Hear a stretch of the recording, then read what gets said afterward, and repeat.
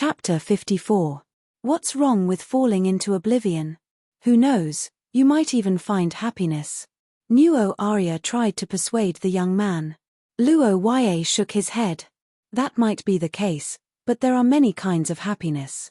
I want happiness that I can grasp with my own hands. Although it's easy to obtain happiness from charity, it's also easy to lose. Hehe, you know that I'm not that kind of person. Sometimes, the situation makes it hard for one to act independently. What you said makes sense. Looks like my persuasion failed again. You've really hurt my confidence. Nuo Arya straightened up and sighed. She looked like a child who was upset because she didn't get a new toy, but then she smiled. However, although you rejected me, the reason is not bad for a man. Thank you. Speaking of which, did you come all the way here just to tell me this? No, actually, I'm here to give you something. Consider it a personal gift from the royal family to you. There's a reward for fighting at your birthday party. Are you angels? Wait, it seems like it's true, Luo Ye complained in his heart. Nuo Arya turned around and took out a gift box. Do you want to open it? Or do you want to open it yourself? It's okay. You can open it. Luo Ye looked curiously at the long wooden box in Nuo Arya's hand. The box was completely black. It should be made of a very strong black ironwood. This kind of material was usually not used as a gift box because it was too heavy. Black ironwood was as hard as steel, but it was heavier. Nuo Arya might be able to hold it easily, but if it was a normal person, they would have to lift it with both hands. What is it? Luo Ye looked at the angel with anticipation. She smiled and gently pulled out a ribbon to open the heavy wooden box. The moment the box was opened, Luo Ye seemed to see a sword flash shooting out. It made his eyes hurt. The black-haired young man couldn't sit still any longer. He got up and went closer to take a closer look. The black ironwood box looked inconspicuous on the outside, but the inside was unexpectedly gorgeous. The inside of the box actually depicted a painting. In the center of the box, there was a holy and solemn angel standing with his eyes closed, surrounded by a group of armed people.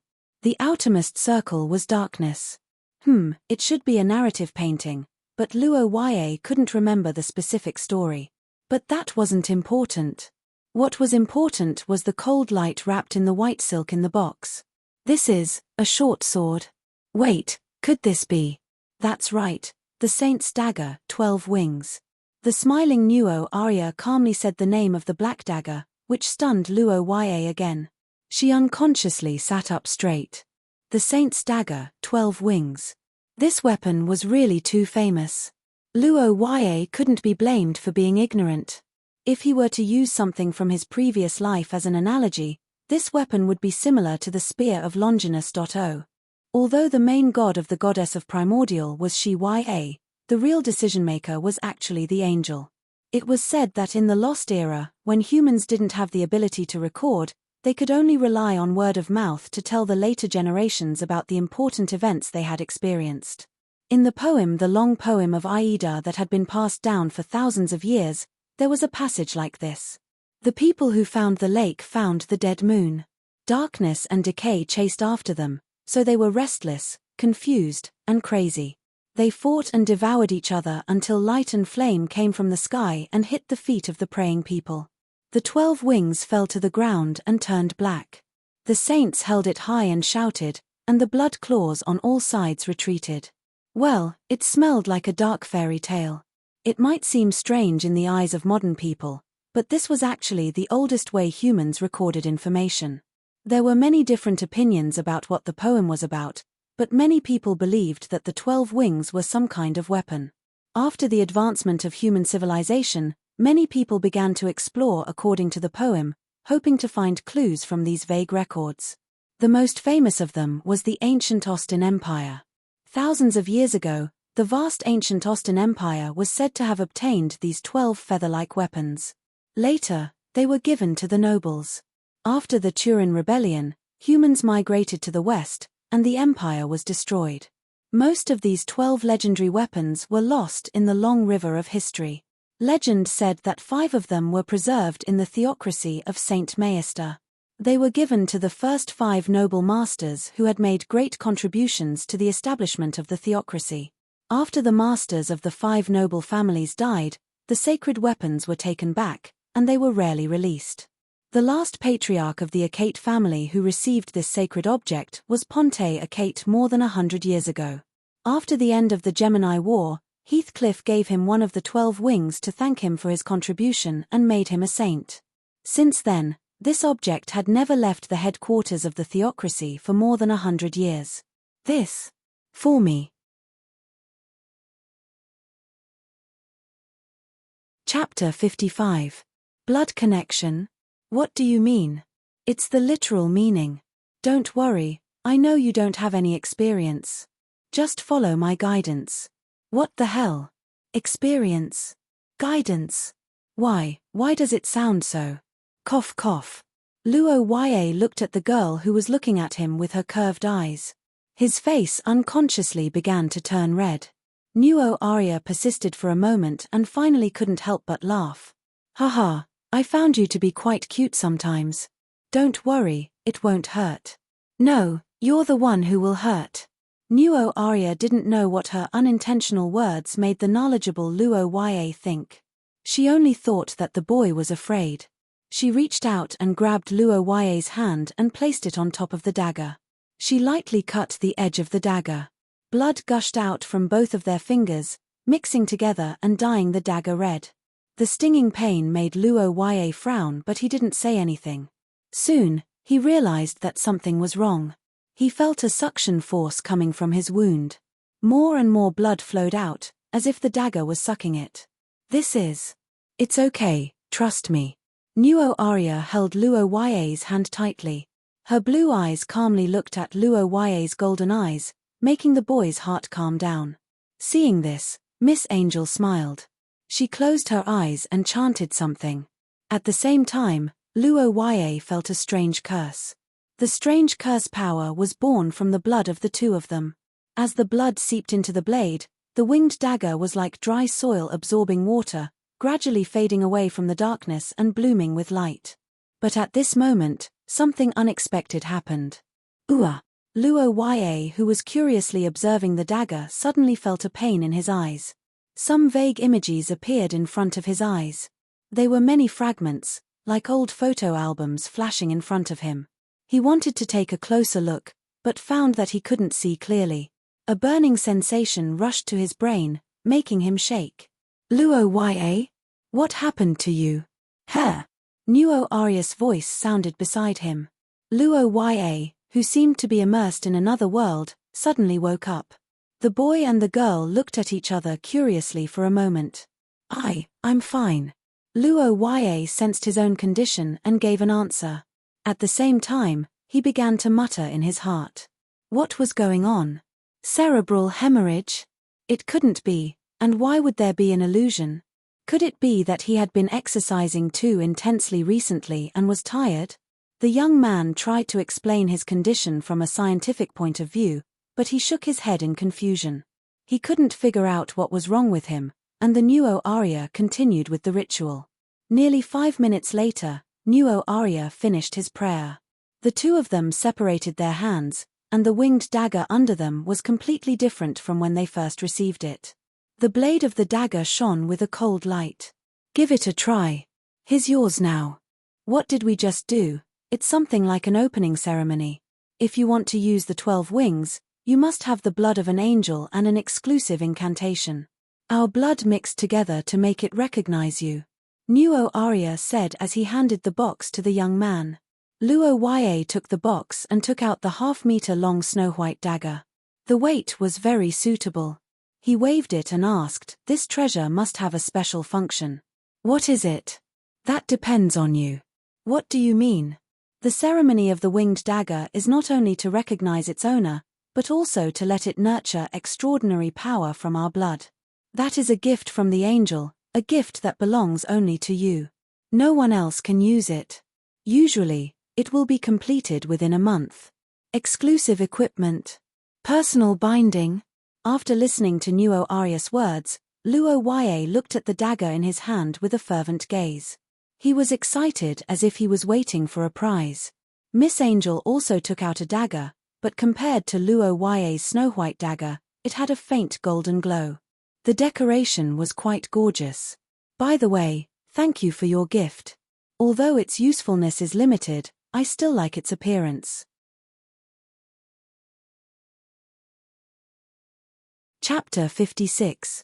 After Nuo Arya left, Luo Ya gained a national treasure-level dagger, but his life remained the same. Except for when Anna brought Ari Lisi for a stroll. After listening to Alvin and Nuo Arya's warnings and Kadia's advice, Luo Ya had no intention of running around. He lived a peaceful life in the Labyrinth Pavilion every day. In order to protect him, the Akut family specially transferred a team of experts from their territory. They wore silver armor and were said to be by Marquis Akut's side. They were a level higher than his personal guards. With their protection, Luo Ya's life became safer and more comfortable. The Labyrinth Pavilion had a long history. Whether it was the interior decoration or the collection of art, they were all antique. Moreover, the collection of books was very rich under the accumulation of the heads of the family. The front and back courtyards were also quite spacious. It could be said that it was a rare quiet place in the holy capital. Of course, it was also because of its fierce reputation. Every morning, he would go out to the courtyard for 2 rounds of exercise, stretch his back and walk the dog. After that, he would return to the mansion to have breakfast with Kadia and Ari Lisi to increase his favorability. After that, he would either read or exercise. When he had nothing to do, he would polish his shiny dagger and feel his wealth. Lunch, afternoon tea, and dinner were all the same. Because Ari Lisi was busy with home economics classes recently, she didn't have much time to see Luo Ya. Therefore, every time he fed her, he would provide her with a lot of favorability. In fact, after stabbing Brown in the back, Ari Lisi was already able to hold a knife and fork. However, Luo Ya couldn't bear to see her suffering. Moreover, if Ari Lisi ate by herself, wouldn't that mean that Luo Ya, who was feeding her, would lose his job? Naturally, the daily income of favorable impression points would be greatly reduced. That was something that couldn't be allowed to happen. Thus, under Luo Ya's selfishness, the great task of feeding Ari Lisi continued. Due to the girl's independence from a young age, Luo Ya was not worried about spoiling Ari Lisi until she became useless. In fact, both parties had already tacitly agreed that this was an emotional interaction at the dining table. Was he going to spend the new year in the holy capital? You're not going back. Well, it's been snowing heavily for the past 2 days. It'll take 5 days to get home. It's not a good thing to spend the night outdoors in this kind of weather, especially for you. You just recovered from your injury not long ago. Me? I'm fine. Speaking of which, are we really not going to leave just because of the weather? That's just one of the reasons. The other reason is that the return journey might not be safe. Kadia's words made Luo Ya silent for a moment. Naturally, the things that could make the return journey of the Akut family unsafe were not bandits or beasts. However, since Popo didn't say it explicitly, Luo Ya was too lazy to bring it up. Perhaps feeling that the atmosphere at the dining table was a little dull, Kadia thought for a moment before speaking again. His tone was much more relaxed. But actually, this might be a good thing for you. The new year in the holy capital is much more lively than in Akut City. When I was young, I always wanted to spend the new year here. Is there some kind of event? Of course there is. The palace's New Year's ball, St. Pharaoh's Cathedral's New Year's prayer meeting, giving out holy candies, and the most famous choir competition in the entire theocracy. It's very lively. As soon as Kadia mentioned these traditional programs that were famous in the holy capital, Luo Ya and Ari Lisi were also attracted. As the royal family of St. Maester theocracy, the Heathcliff family had to hold 2 kinds of celebrations. One was naturally the New Year's ball for the nobles in the palace. This was no different from the New Year's banquet held by the nobles in other places, except that it was held in the palace and on a larger scale. The other event was the New Year's prayer meeting. St. Phala's Cathedral was built over 600 years ago. Ever since it was built, it had been used as the church's great holy church. Almost all of the major religious events were held here, and the annual New Year's Eve prayer meeting was one of the most lively events. After the prayer meeting, the national choir competition would be held on New Year's Day. It was a bit like the New Year's Gala. Everyone present would be given a vote by the church. After the choir finished their performance, the voting would begin, and the ranking would be determined based on the number of votes. At noon, there would be carriages in front of the church and the central avenue of the palace giving out candies, which were also known as holy candies. In this era, candies were not cheap. In fact, they were quite expensive. Therefore, the reception of this event was particularly good every year. People lined up to wait for it. After a few rounds of such events, it was difficult for the holy capital to not be lively during the new year. Coupled with the people from all over the world who came to watch the ceremony and the pilgrims, it was simply a sea of people. It does seem very interesting. After listening to Kadr's description, Luo Ya and Ari Lizzie looked at each other excitedly. The two had already decided to spend the new year here. In fact, ever since Luo Ya recalled his previous life, he had not seen the crowds in his memory. This time, he naturally would not miss the opportunity to see the local customs. Perhaps it was because of the new year, Nuo Arya did not come again after that visit. Luo Ya was happy about it. Although it was impossible to cut ties with this angel because of his family, it was also good to maintain a good relationship with her and have less contact with her. After all, they were far away from the storyline and had a peaceful life. After recovering, Luo Ya also started his own classes. The science of this world was very simple for him, who had been ravaged by high mathematics. History, geography, language, and religion were a bit more difficult to remember. However, it had to be said that it was easy to recruit temporary teachers in the Holy Capital. Many teachers of the Holy Capital Academy came to the Akhet family to earn some extra money during the holidays.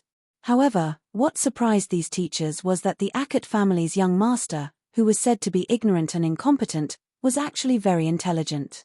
He often drew inferences from one case and displayed an extremely strong learning ability. The teachers, who had taught a group of hedonistic sons every day, were full of praise for this. In one breath, they had reversed Luo Ya's evaluation in the outside world. In terms of extraordinary strength, Luo Ya was in a state of slow growth. Source rank 5 and below did not have source substances. The only way to increase strength was to train physical strength and practice curse techniques. Luo Ya did not slack off in these two aspects. His strength was currently ranked in the upper middle of source rank 6. Among his peers, this was already considered a leading position. Although compared to Nuo Arya, it would make people doubt their life, but that abnormal person was not a person. She was an angel, so she could not be compared to normal. The days passed as Luo Ya enriched himself. Until the end of the year, Kadr informed Luo Ya of a piece of news. The great sage wants to see you.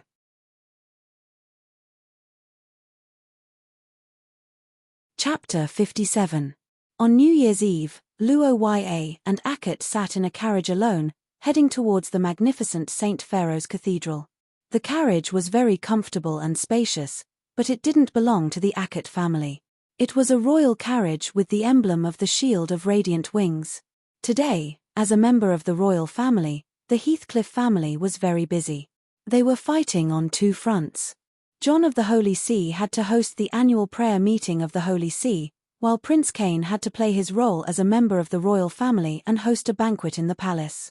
Because of this, Luo Ya was alone. As a marquis and a military officer, Kadr naturally had to attend Prince Kayin's banquet. Although Ari Lizzie could go anywhere, for safety reasons, Luo Ya insisted that Kadr take care of her all the time. After the previous incident, the marquis also agreed. So Ari Lizzie, who was originally happy because of the excitement, immediately turned red. She grabbed Luo Ya's hand for a long time before letting go. Before leaving, she didn't forget to remind Luo Ya. Brother, I heard that Her Royal Highness is the leader of the choir today, so when we meet, it's better to let Her Royal Highness conserve her energy and not talk too much. Hey, it's like that. Luo Ya was surprised to hear that Nuo Arya was the leader of the choir for the first time. He finally understood why he hadn't heard from her for more than 2 weeks. She was probably training hard. Speaking of which, with Nuo Aria's beauty and her position as the leader of the choir, was she trying to cultivate a new generation of idols? Her popularity would definitely be through the roof. But, it should be fine if we just talk, right? No. After that, we can go see Her Royal Highness together, and we can talk then. Well, that's true. Ari Lizzie looked at Luo Ya with a smile, but her eyes seemed to inadvertently glance at the dagger at the youth's waist. The girl's expression remained unchanged, but her hands uncontrollably clenched. The president of the Luo Ya x Ari Lizzie fan club, Anna, had used various means to reveal to the girl that Nuo Aria and Luo Ya had exchanged daggers. At that time, the Ari Lizzie had suffered a heavy blow, but when she went to see Luo Ya with tears in her eyes, she realized that the young man didn't take it seriously at all. After asking for more details, Ari Lizzie realized that it was a misunderstanding, but at the same time, she became vigilant. Nuo Aria, this was an opponent that the introverted Ari Lizzie didn't dare to make an enemy out of. Compared to her, anyone of the same age would feel like an ugly duckling. But feeling the burning feelings in her heart, Ari Lizzie couldn't let go no matter what. My advantage is that I'm by Oldsama's side. Although Miss Nuo Aria is strong, she can't accompany him. Father has also acknowledged me, and in the future, as long as Oldsama, okay, then I'll go first. See you tomorrow, Ari Lizzie. A warm hand touched the silver-haired girl's head, causing Ari Lizzie's body to stiffen and her mind to go blank. She raised her head to look at the smiling Luo Ya, and a layer of red immediately appeared on her white and tender face. See you, Oldsama. The overheated girl who couldn't think straight could only stutter out her farewell, and then watched as the youth boarded the car and left. Since then, Luo Ya's lonely car ride had lasted for nearly an hour. It had to be said that Heathcliff was very considerate. In order to ensure Luo Ya's safety, he sent a small team of knights to accompany him. But because of this, the speed of the team was greatly reduced. Coupled with the traffic congestion caused by the New Year's crowd, it took an hour for the team to reach the central road. At the end of the central road was the towering St. Pharaoh's Cathedral. There are so many people here. Where did they all come from? Luo Ya leaned close to the window and looked out. At a glance, he saw the highest number of people in the last 10 years of his memory. A sea of brains.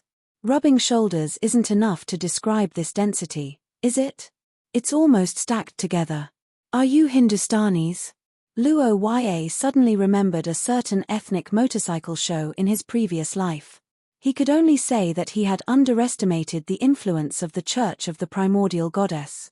After discovering the church's carriage, Luo Ya went from being an observer to being observed. Look. That family emblem, it's the royal carriage. Who's inside? Her Royal Highness? When the crowd outside Heathcliff's carriage became noisy, Luo Ya hurriedly pulled up the small curtains. The team sped up after entering the empty central road. Perhaps the coachman and the knights were not used to the attention of so many people. Unfortunately, the cathedral was off-limits, so Luo Ya and the others could only stop by the side door. The youth tidied up his appearance in the carriage, put on the badge of honor on his chest, and tried to control his breathing to prepare for the baptism of attention. However, the moment the door opened, Luo Ya, who thought he was ready, couldn't help but freeze. There were so many people. There must be thousands of them. Facing thousands of eyes outside the carriage, Luo Ya felt a lot of pressure. After thinking for a while, he cast a spell to balance his breathing and forcibly suppressed the needle-like feeling.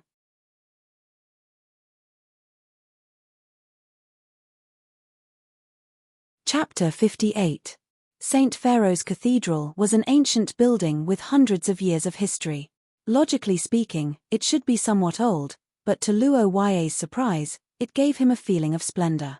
Not to mention the spotless floor, the chandeliers, which seemed to symbolize the omnipresence of light, were specially made for illumination. There was no flickering light at all. Instead, it was as stable as the electric lights in his previous life. Under this stable light source, whether it was the walls or the ceiling, were filled with countless religious murals. Luo Ya's understanding of the primordial goddess was still very limited. He could not understand many of the murals that depicted mythical events, but as a noble, he had been exposed to art appreciation since he was young. In the young man's opinion, these murals were not only beautiful, but many of them were also painted by famous artists. Such a large collection of murals could be considered a priceless treasure. This was the sedimentation of a rich history, and also a comprehensive manifestation of the church's strength. After entering the door, Luo Ya was led to the auditorium by the staff. And then, there was no more. It was not that the people of the church ignored him. It was just that they were too busy on the eve of a large-scale event, and there was a serious shortage of manpower. Helplessly, Luo Ya could only tour the area by himself. It was more than an hour later that he saw the great Archbishop John. He was an ordinary-looking old man with grey hair. He was no different from any of the people that Luo Ya saw on the way, but upon closer inspection, he gave off a kind aura even though he was not smiling. He was sitting on a stone chair with a red carpet, wearing a white holy robe. The lights in the room were not bright, but they seemed to be attached to his body. Luo Ya felt like he had stepped into an epic legend. The feeling of reverence skyrocketed. He was surprised, but he could not describe it. But he knew the reason. The Sapphira, Mercy, was one of the most suitable Sapphira for humans that the Heathcrit had firmly controlled since ancient times. Katia once said that the high-ranking transcendents of this line were like saints in the eyes of mortals. Lies and sins had nowhere to hide in front of them. Akhet family, Luo Ya Akhet, is here to meet you. It is my honor to meet you, Your Majesty John. In the face of such a strong person, Luo Ya naturally did not dare to be disrespectful. The young man placed his hand on his chest and reported his family name, showing his good upbringing. John looked at the cute child's serious face and could not help but laugh. John's voice was heavy, and when he said Nuo Arias' name directly, Luo Ya was stunned. Luo Ya, he felt like meeting a classmate's parent. The young man cautiously approached John, and found that John was really like the old grandpa next door. Eat fruit. Yes, I've already had my dinner. Well, if you want to eat it, they have it over there. It's fresh today. Just take it. Luo Ya was speechless. What he did not know was that in John's eyes, he was a child. John was already over 100 years old, and Luo Ya was only 10 years old, the same age as his granddaughter. He did not see Luo Ya as a big deal. He just wanted to show that he was close to the Akhet family, and also meet his granddaughter's rare good friend. By the way, how do you like the sword?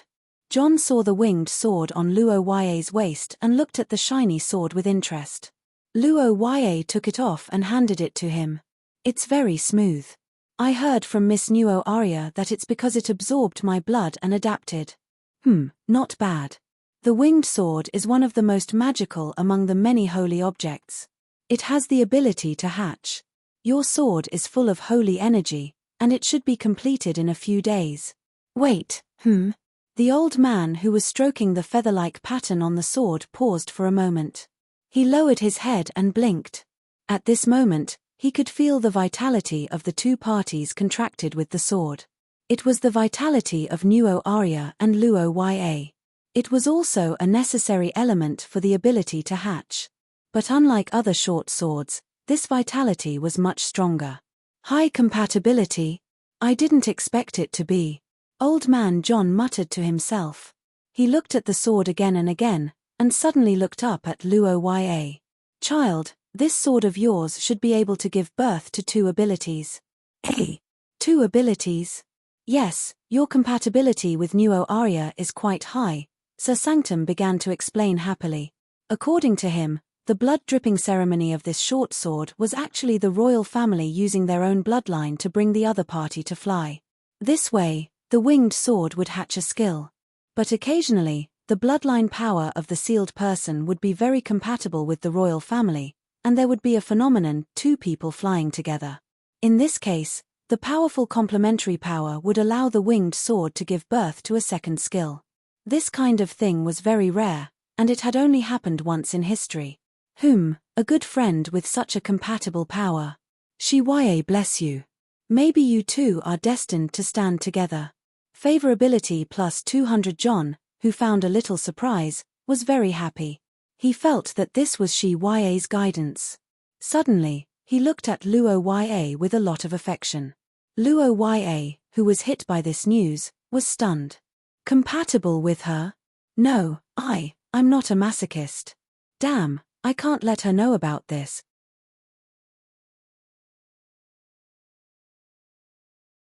Chapter 59. That night, Luo Ya had a hard time. The New Year prayer meeting was a holy day for Ya's believers. The event started before dawn, and the chanting of the holy words and prayers lasted for about 2 hours. There were 3 consecutive sessions, and it would only end when the sun rose. As a guest of the Holy See, Luo Ya naturally received special treatment. He was arranged to sit in the VIP area, where he could pray together with the other guests from various countries. However, the VIP area did not have any snacks or sofas. In fact, the so-called VIP area was only the area closest to Old Master John, who was chanting the holy words. Yes, it was the area closest to the Holy See in the San Carlo Square. Each brick could fit a person, so it was much more spacious than the crowd. What Luo Ya had to do was to stand with these devout believers and pray on these bricks until dawn.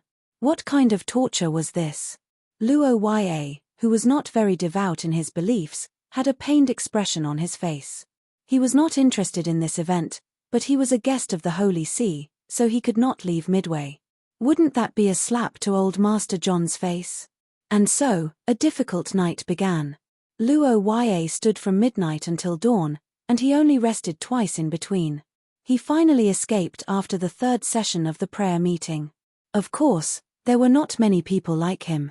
Most of the believers were still very excited.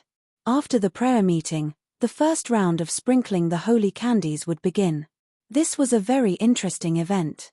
People generally believed that the first round of sprinkling the holy candies would contain the most blessings. It was somewhat similar to how the first incense in Zhongheng's previous life was the most effective. Therefore, the crowd on both sides of the road increased instead of decreasing.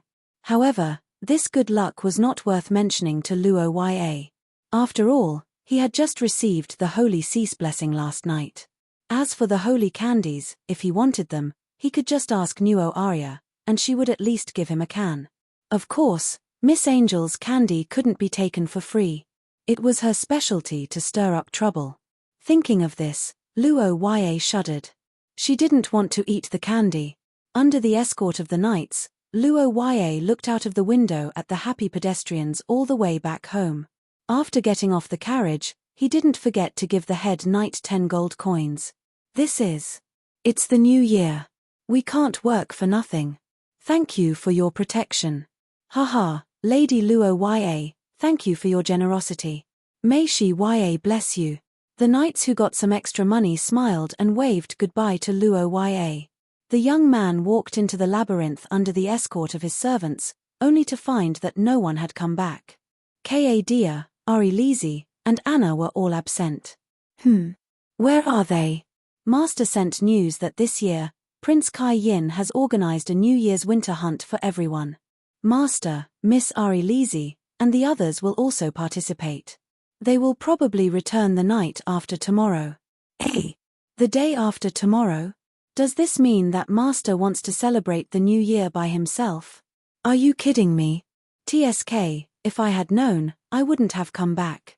It's too lonely.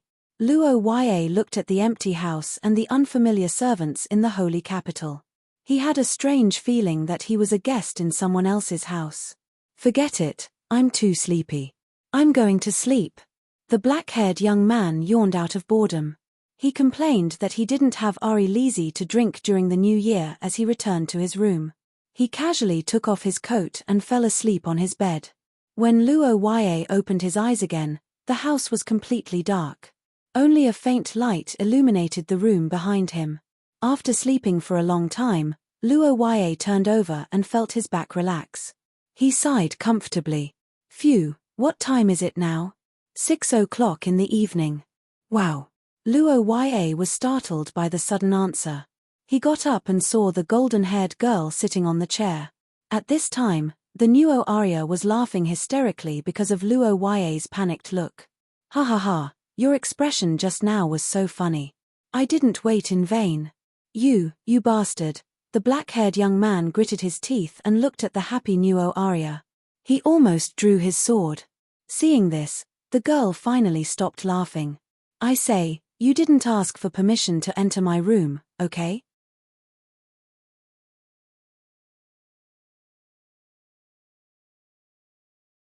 Chapter 60.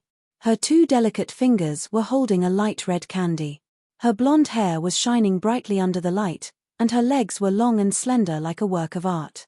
Her flushed cheeks and joyful yet sadistic eyes revealed the excitement in her heart, and the corners of her mouth were curled up in a playful smile. Beautiful, really beautiful. Luo Ya swallowed his saliva as he looked at the beauty under the light. He had to admit that the Nuo Arya's charm was simply fatal. Moreover, she treated Luo Ya very well. After all, in the original novel, the male lead was an imperial prince. The Nuo Arya allowed him to lick her shoes, not even her feet. However, she allowed Luo Ya to lick her fingers. The difference in treatment was as different as heaven and earth. Was he tempted? Looking at the candy between her fingers and the beauty tempting him like a snake in the Garden of Eden, Luo Ya would be lying if he said that he wasn't tempted. But, a bootlicker's momentary pleasure, the villain's cremation. Luo Ya didn't forget who he was. The path of removing the villain's flag was always different from his past self. Being a bootlicker of the Nuo Arya was a big taboo. He had the life to lick, but not the life to enjoy. Put it away, I'm not eating. Luo Ya turned his head and said coldly. The Nuo Arya blinked and frowned in confusion. Why? You're obviously tempted, aren't you? Heh. Who's tempted? Don't talk nonsense. Besides, are your hands clean? I don't eat things peeled by others. Of course, I washed my hands. You really don't want to eat? I'm not eating. Luo Ya's answer made Miss Angel quite dissatisfied. She couldn't help but complain. I really don't understand. Why are you so against me? You don't even want to eat the candy I peeled for you. Is the point the candy? You just want to see me lick the candy on your hand, right? The young man's accusation made the girl's face turn slightly awkward. She looked away and said, Candy is also very important. It's the blessing of the new year. Then give it to me directly. Mr. Luo Ya, your hands don't seem to be clean. Why do I remember that you seem to be very hygienic? Nuo Arya stared at Luo Ya's outstretched hand with a mocking expression. The boy who was slapped in the face by his own words could only withdraw his hand resentfully. Then wrap it in candy wrappers. The candy wrapper was just thrown away. Then just throw it into my mouth. What's wrong? You're already at source level 5 and you can't even throw things properly? TSK. Open your mouth then. Nuo Arya was speechless in dissatisfaction. She threw the candy into Luo Ya's open mouth. The young man looked at the deflated girl and smiled with the candy in his mouth. Ha, you want to fight with me? Luo Ya, who had won the battle, was very pleased. Then, in the midst of this complacency, Nuo Arya's dissatisfied expression suddenly changed into a smile. She stroked her face and said some heart-wrenching words. Hehe, is this the fun of feeding a pet? Cough. What? You look so cute when you open your mouth like a puppy with a ball in its mouth. You bastard. You're playing me.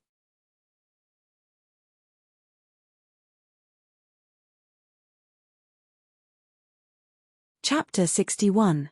The moon was high in the sky, and the silver light shined on Roher, who was sitting by the window in a daze.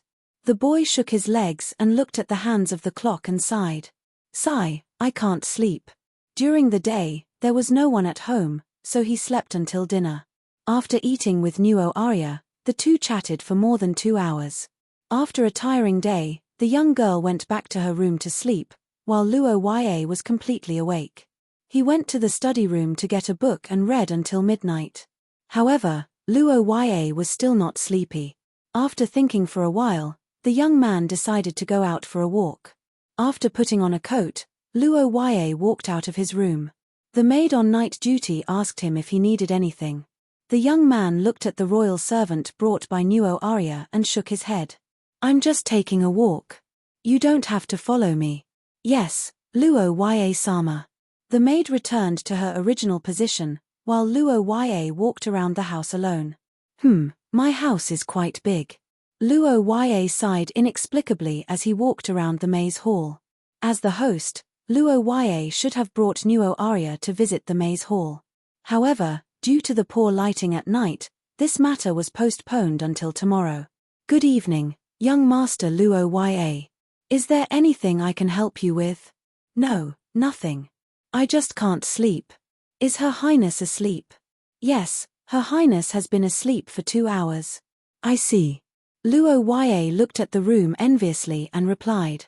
Just as he was about to say goodbye, he suddenly remembered something.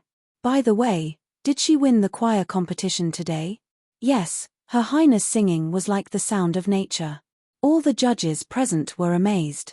The maid Miya proudly answered Luo Ya's question. The young man nodded and thought of the young girl's dissatisfaction when he didn't go to watch the competition. After thinking for a while, he asked, do you have any recording equipment that can record the singing or video? Are you talking about the shadow recording stone? Of course, we are prepared. Every year, the church will record the many programs at the beginning of the New Year's prayer and sell them to various countries in order to let the people far away also bask in the glory of Ya. Miya's words made Luo Ya stare blankly. The teenager suddenly remembered that there was such a thing, but the Akut family never bought it. It wasn't because of how expensive the shadow recording stone was. The real reason was that the opening of the church was too boring.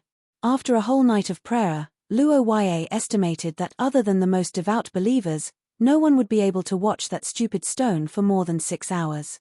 There's one in the Psalm Symposium? Yes, it will be recorded. Then can you bring me a piece tomorrow? I want to watch His Highness compete. So that she wouldn't find fault with me again. Luo Ya added the second half of the sentence in her heart. The servant girl heard the first half of the sentence, but imagined a lot. She widened her eyes in surprise, and then her head turned green. She showed an ambiguous and touched smile. Favorability plus 200 What was going on? Why are you green? Does your family sell this? Luo Ya looked at the servant girl whose favorability suddenly increased. He was speechless. Thinking about it carefully, he seemed to have always had the talent to make the servant girl green. His family was the same, and he often made the house green. I didn't expect young Master Luo Ya to be so considerate. I believe His Highness will be very happy to know. No, please rest assured, I will prepare the shadow recording stone tomorrow. I will give it to you by the day after tomorrow at the latest. Miya said excitedly, full of enthusiasm.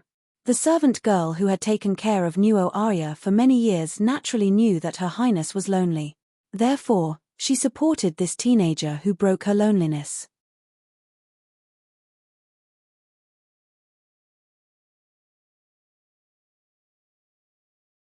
Chapter 62. What did it feel like to have a perverted ancestor? Luo Ya felt that he was now qualified to answer this question.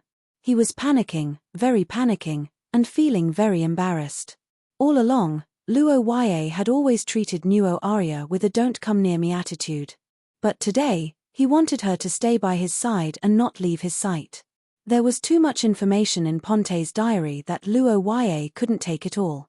Based on the little information that he saw, Luo Ya could see a lot of attributes. Teacher and student, airport enthusiast, and maybe even a lolicon. TSK, this guy didn't get killed by Wei Duolaya.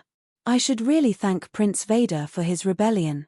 Otherwise, what did you say? Nothing. How does the tea taste? Not bad. This teacup is also very good. The ancestors' taste is excellent. Luo Ya looked at Nuo Arya who was focused on something else and heaved a sigh of relief. The royal family rarely came to the labyrinth. If he could hold on for the day and send Nuo Arya away tomorrow night, everything would be fine. The reputation of the clan would depend on today and tomorrow. The young man encouraged himself and set a goal of stalling for time. Nuo Arya finished studying a tea set and looked at the door of the tea house with interest. What's that hole on the door? Isn't that a door mirror? So why is there a door mirror here? Isn't that something for external use? Usually, it's only at the entrance. I've observed it before and found that almost every room has it on the door. Is there any special meaning? No, there's no special meaning. Just as you said, it's only at the entrance. But, Luo Ya revealed a rare smile in front of the young girl and pointed to the door of the tea house. Every door in the labyrinth pavilion is an entrance. What? Nuo Arya opened her big blue eyes and blinked cutely. Seeing this, Luo Ya explained to her in detail. The labyrinth pavilion.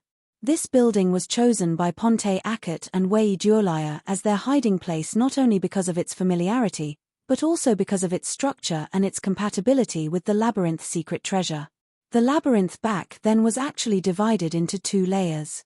The outer layer extended to several streets outside, and the thick fog divided the streets into dozens of blocks. Every time you crossed the boundary in the fog, you would immediately enter other areas. Apart from a certain period of time, you would almost never reach your destination. That's why it was called the Great Labyrinth. The inner layer is the interior of this building. Every door here can function as an entrance. I heard that back in the day, they were all heavy and ugly metal doors with inscriptions. Now, they have been replaced with ordinary metal wooden doors. But even so, the unique feature of the door mirror still remains. Luo Ya smilingly explained the structure of the labyrinth to the Nuo Arya, which really broadened the girl's knowledge. Is that labyrinth still usable?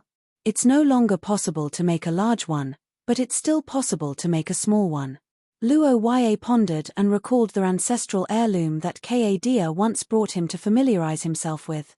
It was a piece of rainbow-colored fragment, which was much more reliable than the diary left behind by the ancestral heirloom.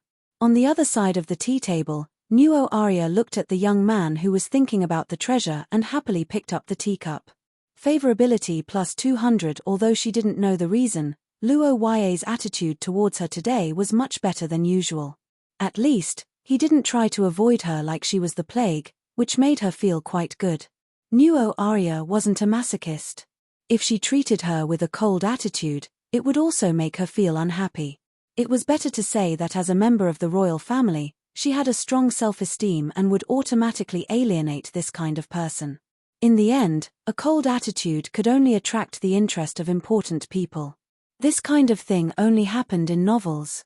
In reality, the more likely result of playing this kind of game, the more likely it would result in the distance between them, or even be hated. Nuo Arya and Luo Ya's situation was more like secret sharers. They were friends who could open themselves up to each other without hiding anything. Most importantly, although Luo Ya had always been against her, he had never discriminated against her. Nuo Arya was very clear about this point. Moreover, Luo Ya had known her secret for so long, but he didn't have any intention of using her as a bargaining chip. He also didn't reveal her secret. His character was quite good, but it would be better if he was closer to her. The young girl sighed as she drank her tea. In her opinion, the difficulty of winning over Luo Ya was quite high. She didn't know how that silver-haired child was able to be so close to him. Nuo Arya envied Ari Lizzie, but she didn't know that at this time, Ari Lizzie was about to cry when she heard about the two of them celebrating the new year together. It was Dia who tried his best to pacify her.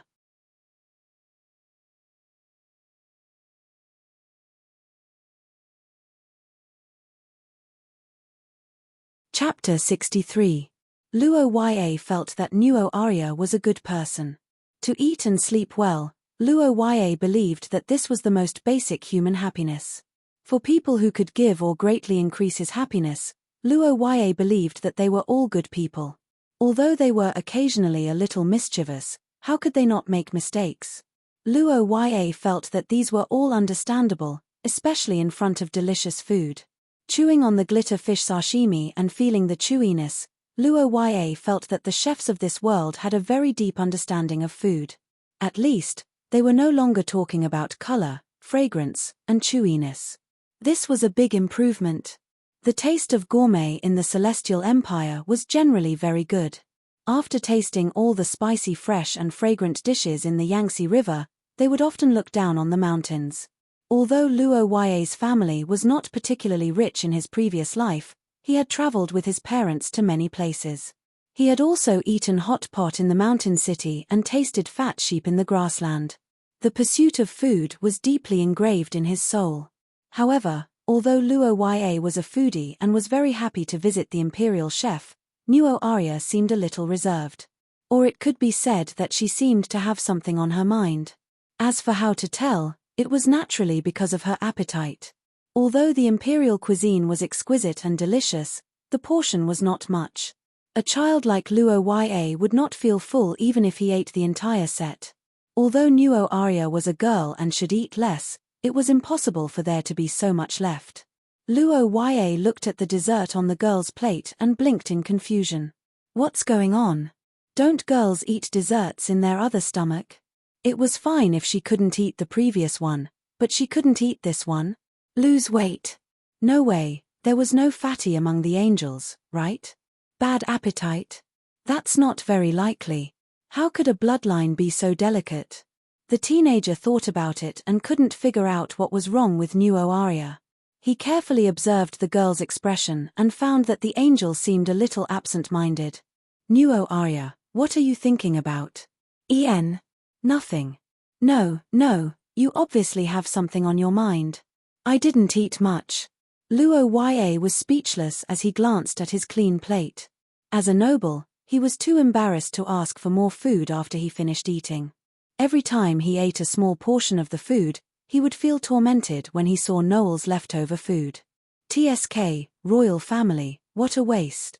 In her heart, she criticized the other party's extravagant lifestyle.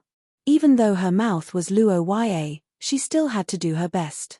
After all, she had eaten so much of his food for free. She should at least have a good attitude, right? After all, one's mouth is soft when one receives gifts. However, to Luo Ya's surprise, Nuo Arya didn't show her true nature as a masochist. Instead, she stuttered and didn't know how to answer. The blonde girl frowned in confusion. She couldn't find words to describe her current feelings. Or rather, it was her first time experiencing such feelings. It was a twisted feeling that came from her bloodline. It was as if someone was staring at her from somewhere. She couldn't calm down and even felt uneasy. Even Nuo Arya didn't know what she was afraid of. Although the girl had heard from her elders that the angel's bloodline had the ability to foresee danger, Nuo Arya had never experienced it before. She didn't know if it was the same feeling she was feeling now. Most importantly, she didn't think that she and Luo Ya would be in any danger. The girl raised her head and looked around. Not to mention the maids and servants standing in the distance, she had brought a whole team of royal guards with her. In addition to the Akut family's personal guards protecting Luo Ya, there were nearly 200 extraordinaires around the maze. 200 extraordinaires could be said to be a small army, and they were elite soldiers with a high degree of professionalism. Not to mention the sentries in the mansion, even the floor-to-ceiling window where the two were standing was full of sentries and patrols everywhere. In recent days, Nuo Arya had seen many rulers of small countries who came to Saint Lorraine to worship. Even some kings couldn't reach such a powerful guard force. In addition to these, the two also had a curse vessel to protect them. As a princess, Nuo Arya was born with a special curse vessel to protect her. Luo Ya was the heir of a local aristocrat. They had no enemies before, and after the birthday party incident, they should have gotten something from Dia.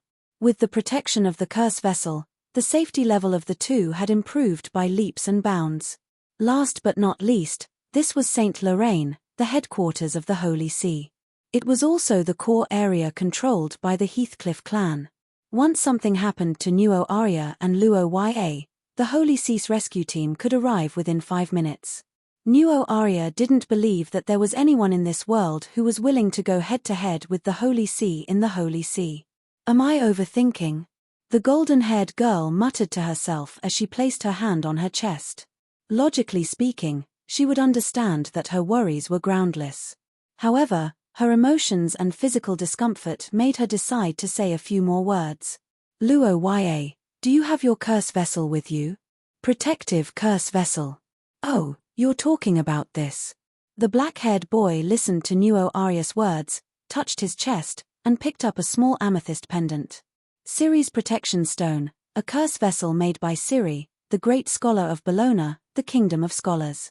It can resist several attacks from high-level extraordinaires. This was the curse vessel that Kadia gave to Luo Ya after the birthday party. Although it seemed useless to only block several attacks from high-level extraordinaires, it was almost impossible for high-level extraordinaires to assassinate him.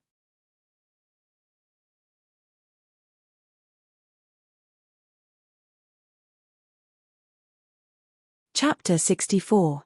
In the dark castle, in a room with no entrance, a blond man with a cold face looked up at the floating portrait and frowned.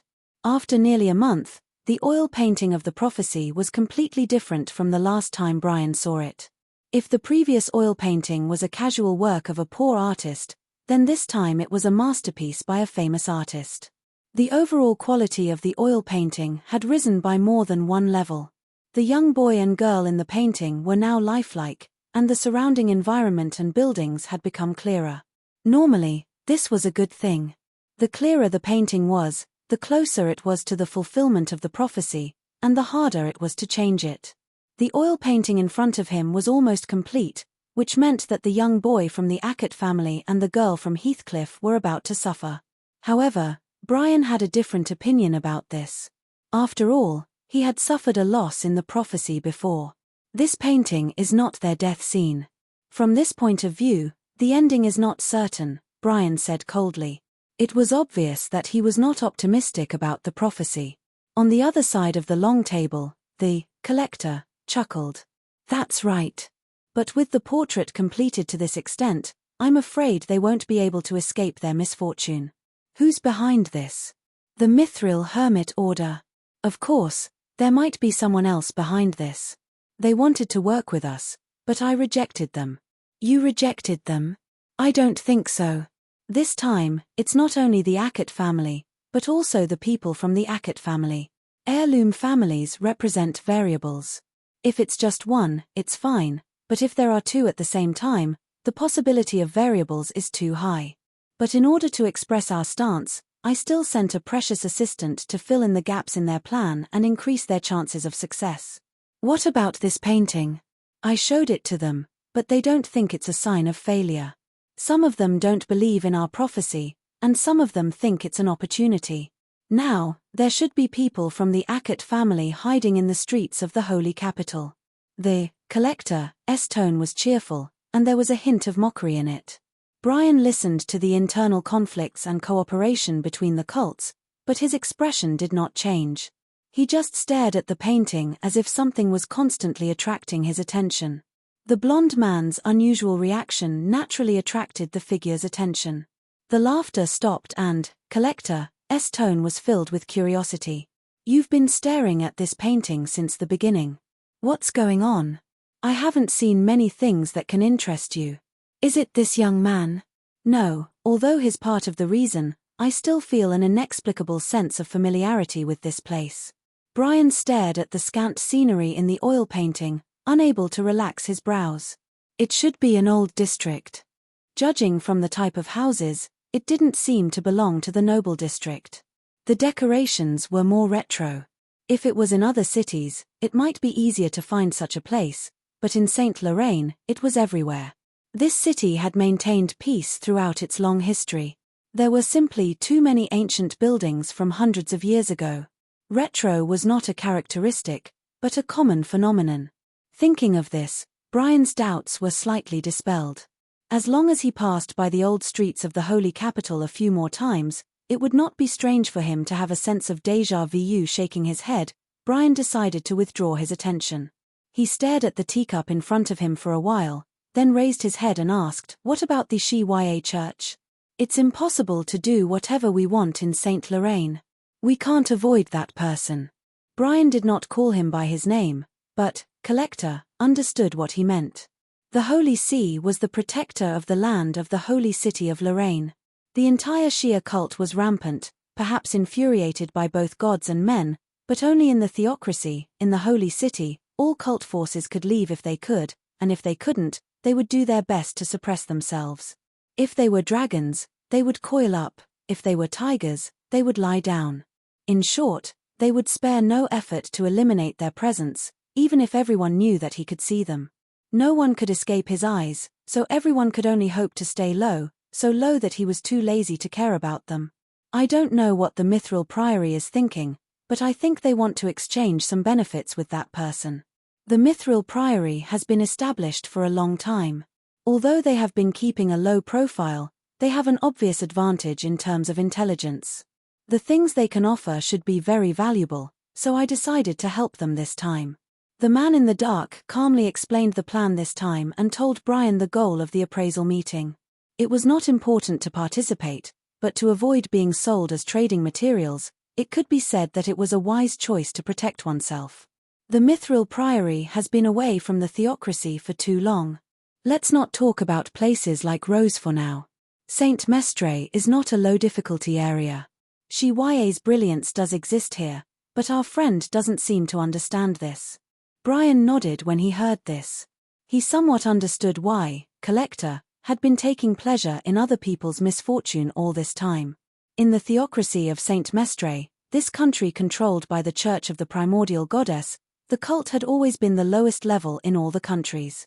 It was rare for there to be any big news in 10 years. In the eyes of the Church of the Primordial Goddess, the cult was weak and easy to bully, but in fact, it was the opposite.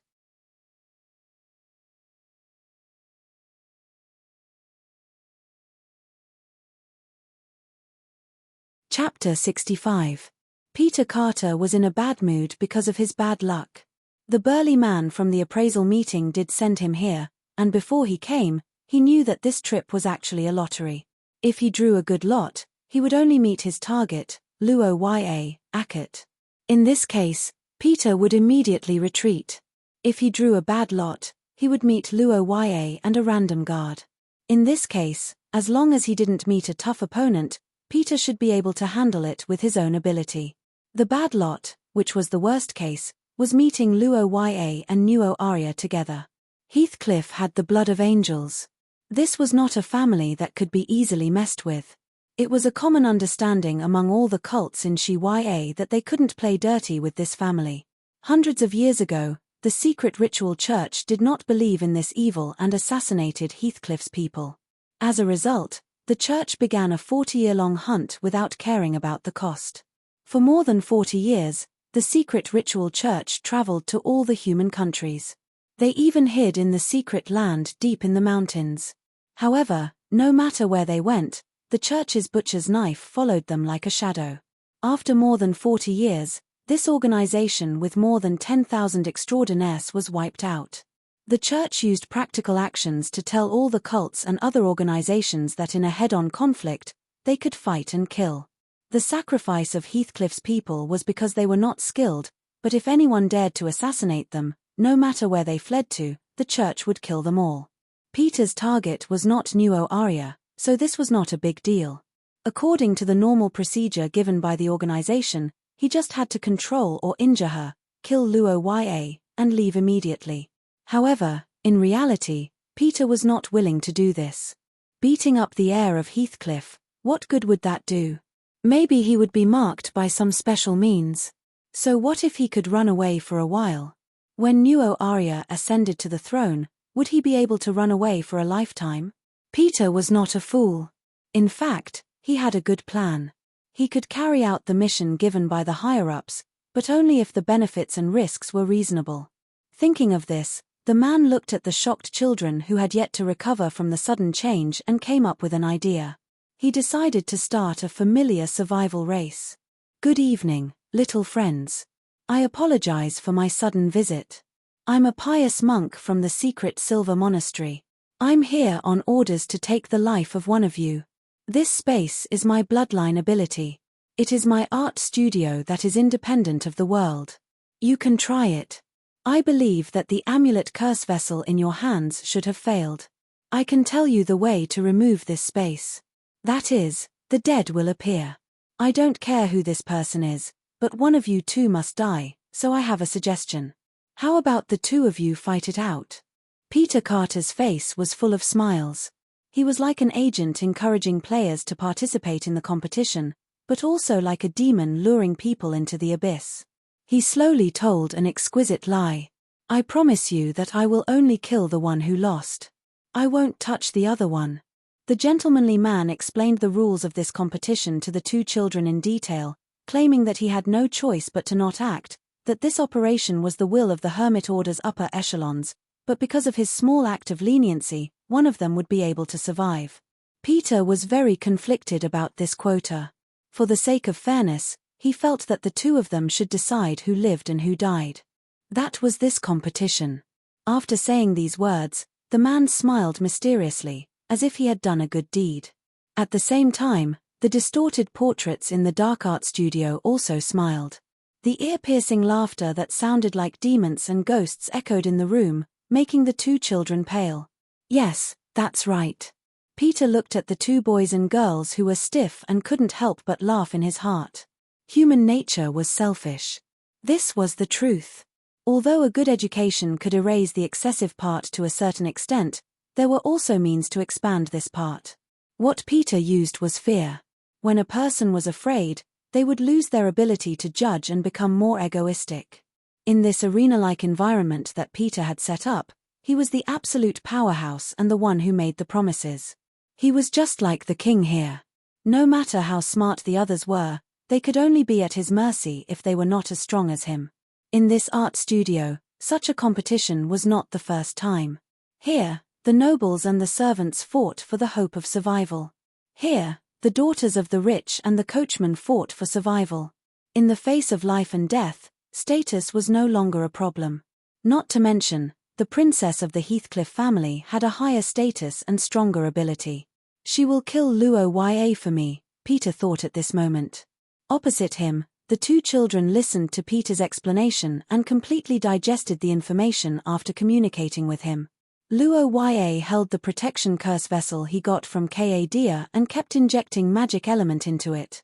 However, the pendant that could generate a powerful shield to ensure the owner was not hurt did not respond. He endured the headache and looked up at Nuo Arya. He found that Ms. Angel was also checking her protection curse vessel. What this guy said was actually true. Luo Ya's shock at this moment was indescribable. He didn't understand how this guy avoided so many guards and approached them. He also didn't understand the situation in this space. The boy didn't know that he was now facing the joint forces of two organizations that had reached the king-level assassination lineup. He didn't know why the two were targeted, but he knew one thing: only kill the loser? Pure bullshit. Looking at the red-hot lump on Peter's head, Luo Ya would never believe this guy's nonsense. Although the skill bloody calamity depended on the person's head, the color was divided into levels.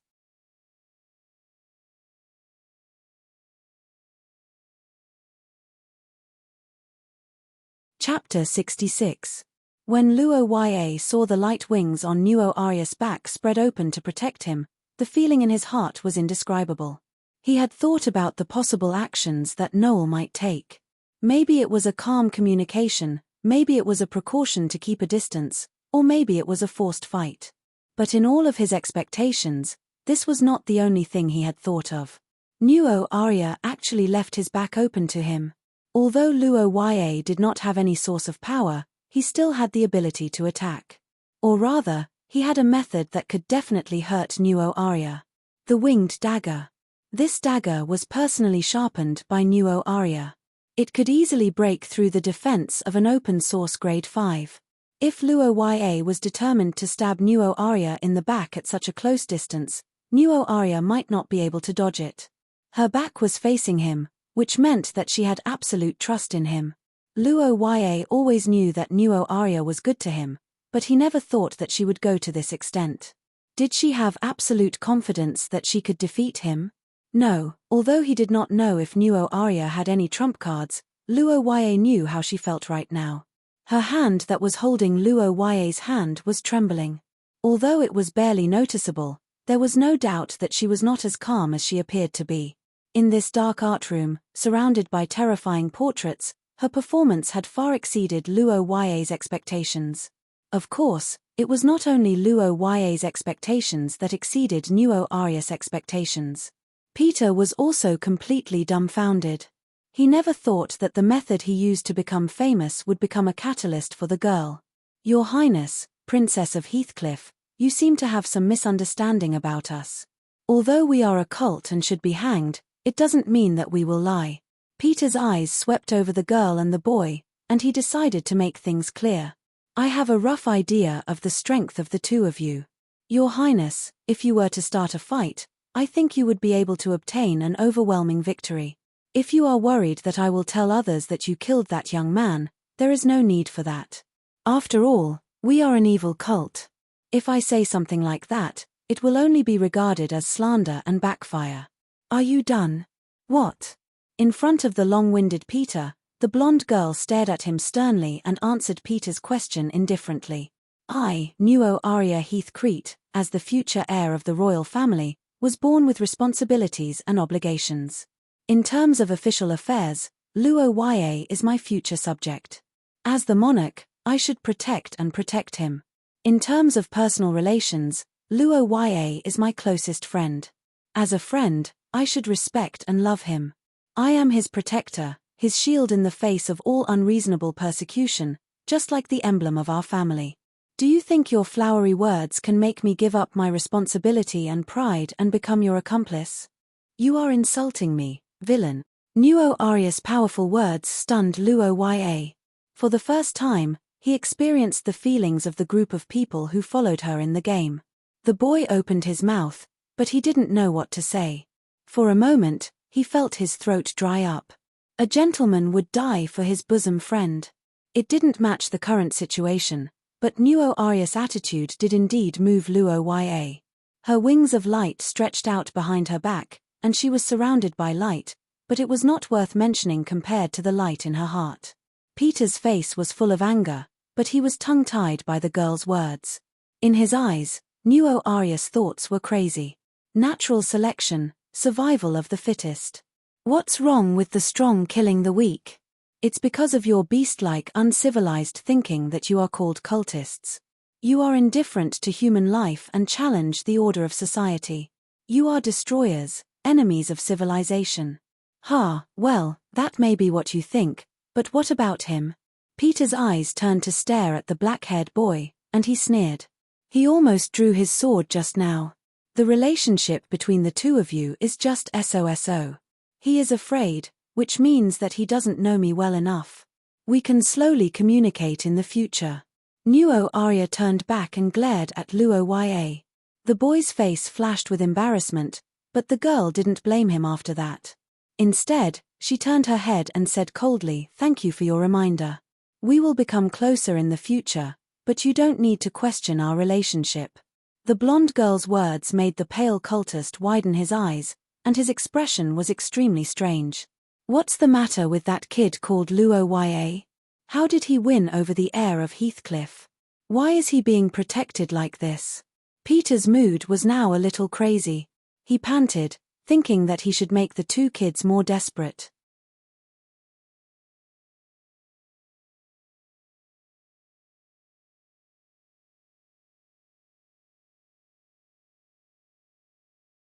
Chapter 67. In the empty basilica, Lucas' words fell. However, what awaited him was not an answer, but a long silence. Although this man with gentlemanly etiquette did not say it out loud, John of the Holy See understood what he meant.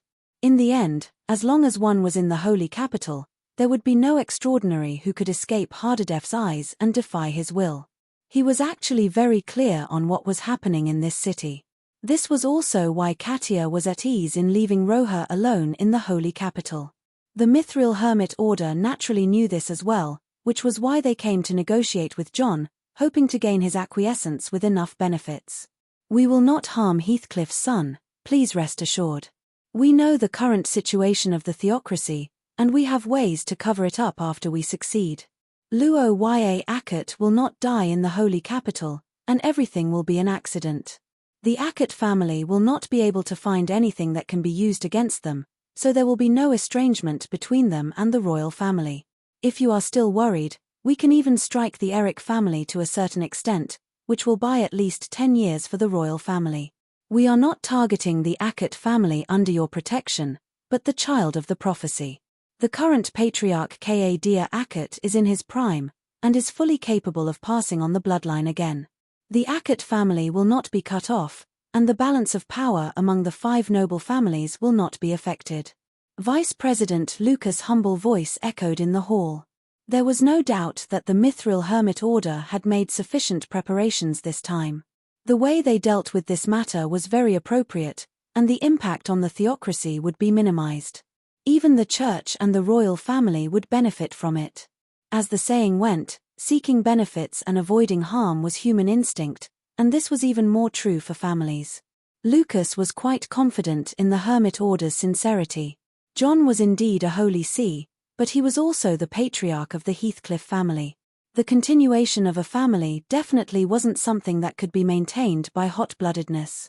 Rationality, calmness, and making decisions that maximized the benefits.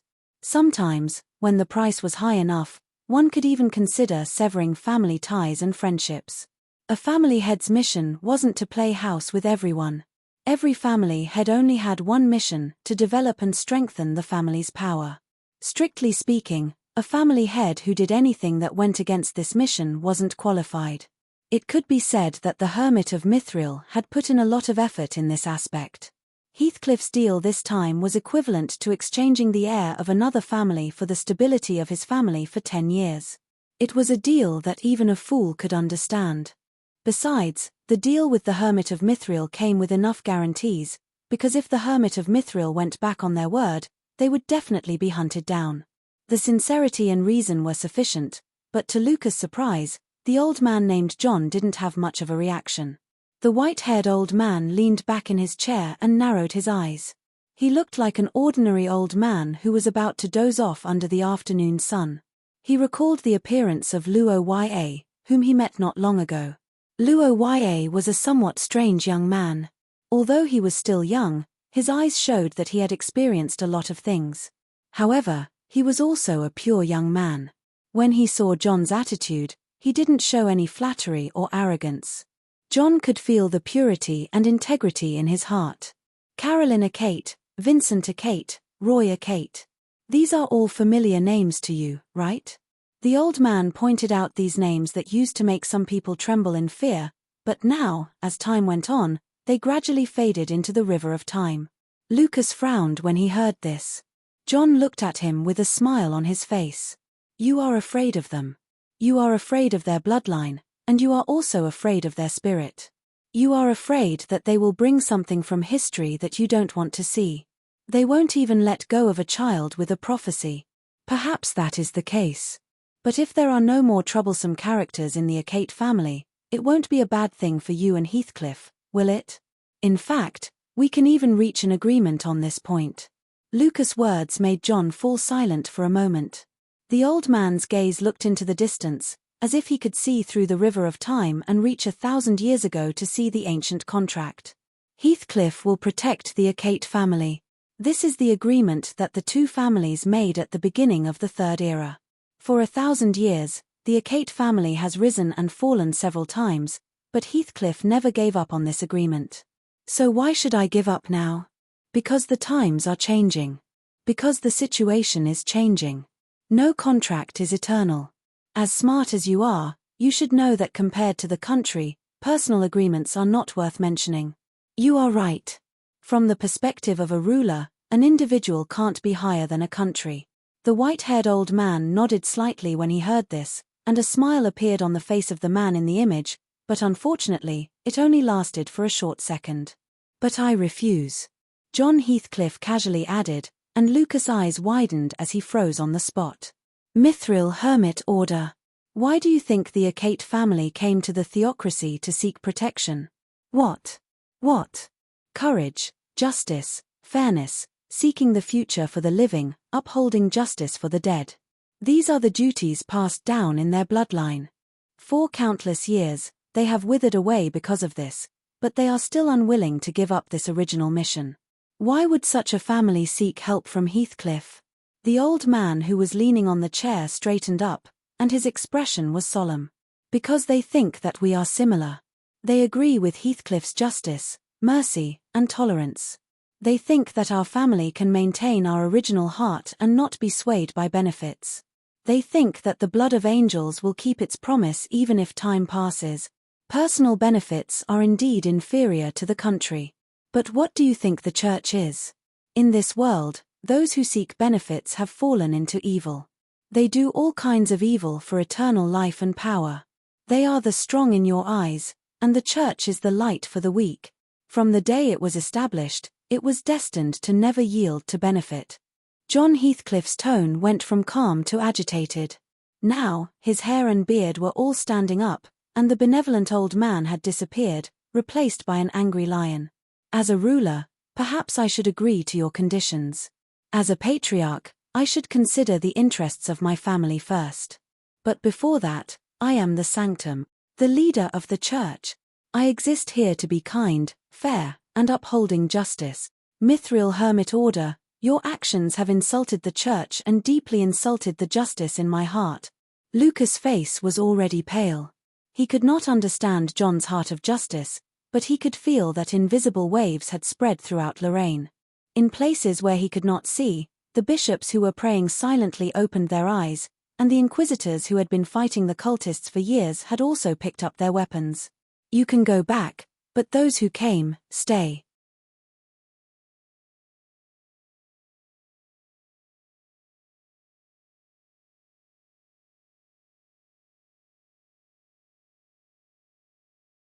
Chapter 68. Labyrinth Hall. More than 180 years ago, this small mansion had become the center of the theocracy's destiny. Tens of thousands of warriors fought for it, using their swords to vote for the country's future. That was a period of time filled with blood and humanity, betrayal and perseverance, slaughter and redemption, conflicting concepts and wills entangled with each other. Princes and princesses faced off against each other, killing each other for the beliefs in their hearts. Luo Ya had a splitting headache the moment the labyrinth's secret treasure was activated. Even the lacerated wound from an accident in his previous life did not make him feel such intense pain. It was as if his brain was boiling and his blood was burning his nerves. He could feel the pain gathering in his eyes along his scalp, as if molten iron was dripping down his eyes. He wanted to scream, but he couldn't make a sound. Everything around him seemed to be twisting. His vision was red with his closed eyes. At this moment, it was as if his vision was being pulled by something, going against the flow of the scorching heat. Ancient books, stone tablets, broken swords, and illusions flashed before his eyes. Finally, he arrived at the source of the heat. It was a candle lit in the darkness. The candlelight was hazy, the flame flickered, and at the edge of light and darkness, an indistinct figure slowly approached. Luo Ya was completely sluggish at this moment, and there seemed to be a bell ringing in his ears. King Selection. A hoarse voice poured into his ears. He did not know the source, and there was no trace. The next moment, everything dissipated into nothingness, and darkness descended again. Luo Ya was completely unconscious. Her blood was jumping. This was what Miss Angel, who was still unconscious, felt. When the labyrinth hall broke through the art room and caused a huge change, the bodies of the two children were swallowed by the light. Nuo Arias' memory was interrupted at that moment, until the burning pain in her blood woke her up again. The blonde girl opened her eyes and found that she was in a completely unfamiliar environment, and beside her was the unconscious black-haired boy. Luo Ya, what happened to you? Luo Ya. Luo Ya. Ua. My head hurts. Nuo Aria. It's me. Are you okay? Not good. Luo Ya replied reluctantly after hearing the girl's question. He felt the pain from his head to his face, and the pain was especially intense in his eyes. He couldn't help but curl up and clench his fists. But after hearing his answer, Nuo Aria seemed to be in a difficult position. Luo Ya, I know that you're not in a good state right now, but our situation doesn't seem right. The girl's voice carried a rare hint of panic, which distracted Luo Ya, who was in so much pain that he wanted to roll on the ground, a little. He opened his burning eyes slightly and found that what he saw was something that he couldn't understand. Why would there be sunlight? The youth who had fallen to the ground had forgotten about the pain at this moment as he thought to himself blankly. From the start of Peter's sudden attack to the start of the maze, it took less than half an hour. Even if he fainted on the way, it wouldn't be dawn when he woke up again, right? Luo Ye's brain was numb. He braced himself and looked around. Then he found that the sunlight was the least of the problems. Half-destroyed houses, blood-stained and corpse-strewn streets, mountainous piles of rubble, and overturned carriages. Under the setting sun, everything seemed so dreamy, but the pungent smell of decay and the distant shouts showed the reality and cruelty of the situation. What's going on? This is Luo Ye.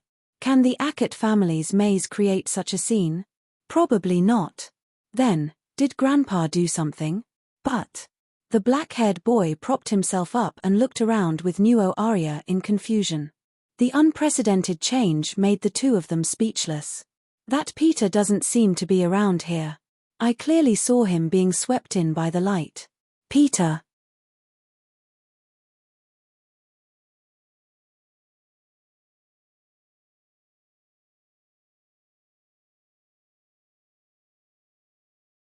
Chapter 69. System shut down? Where's Grandpa Lu? You still want to go on strike? The system will continue to operate during the mortgage period.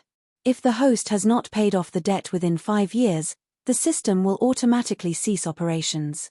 5 years to save up 500,000 gold coins. Luo Ye frowned deeply as he muttered to himself. His eyes scanned the surroundings.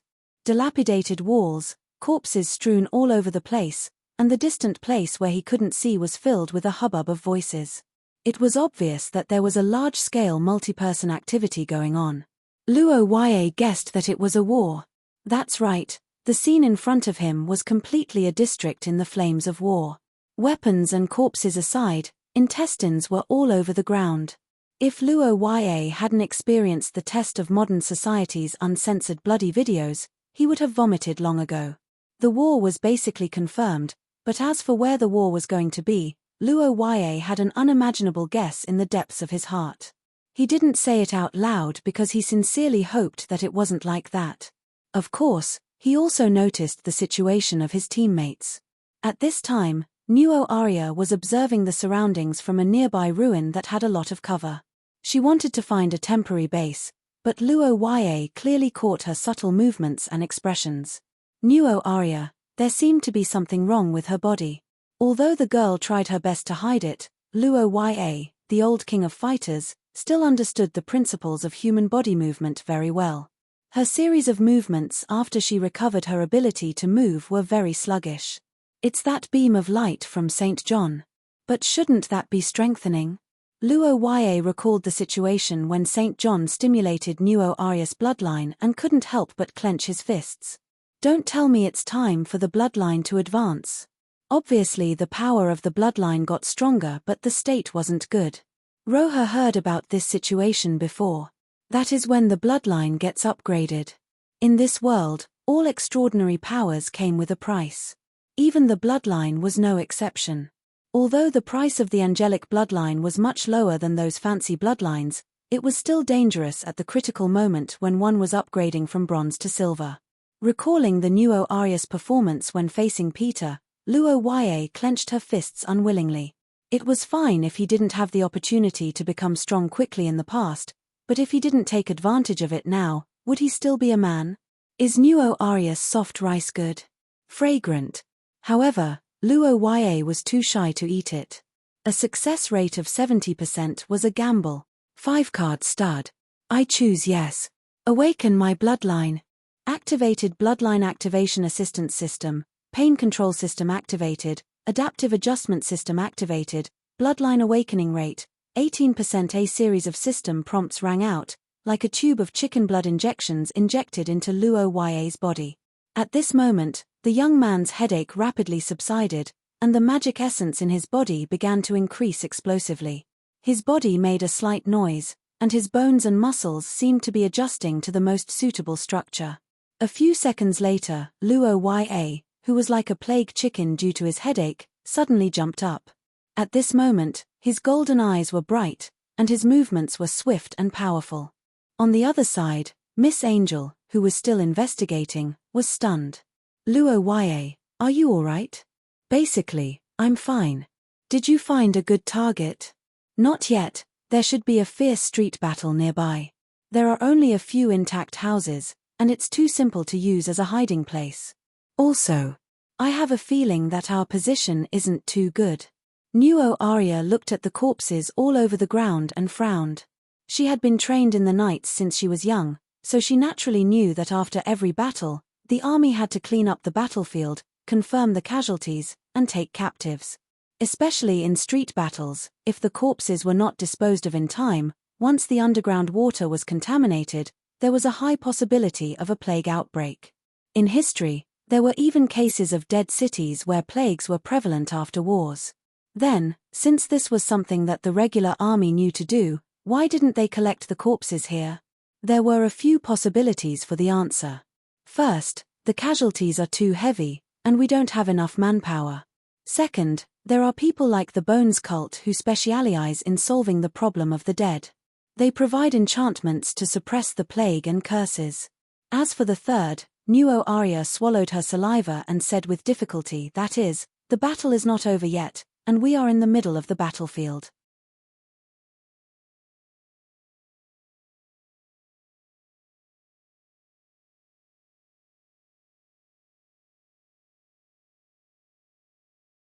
Chapter 70. Luo Yue's heart contracted fiercely at this moment. There was no attack, and there was no physical discomfort. It was purely a physiological reaction caused by the emotional feedback from the shock.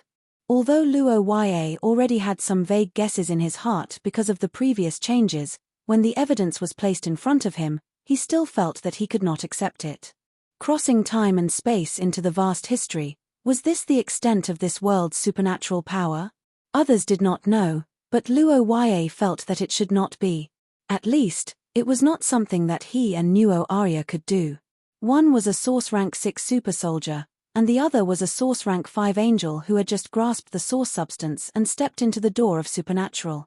The strength of the two was too weak. Even the Source Rank 4 Peter could easily defeat them. This degree of involving time and space was pure nonsense. This world did not even have a portal. Mobile transportation was a real problem. Luo Yue had heard Ka Dia talk about time and space systems before. They were basically castles in the air.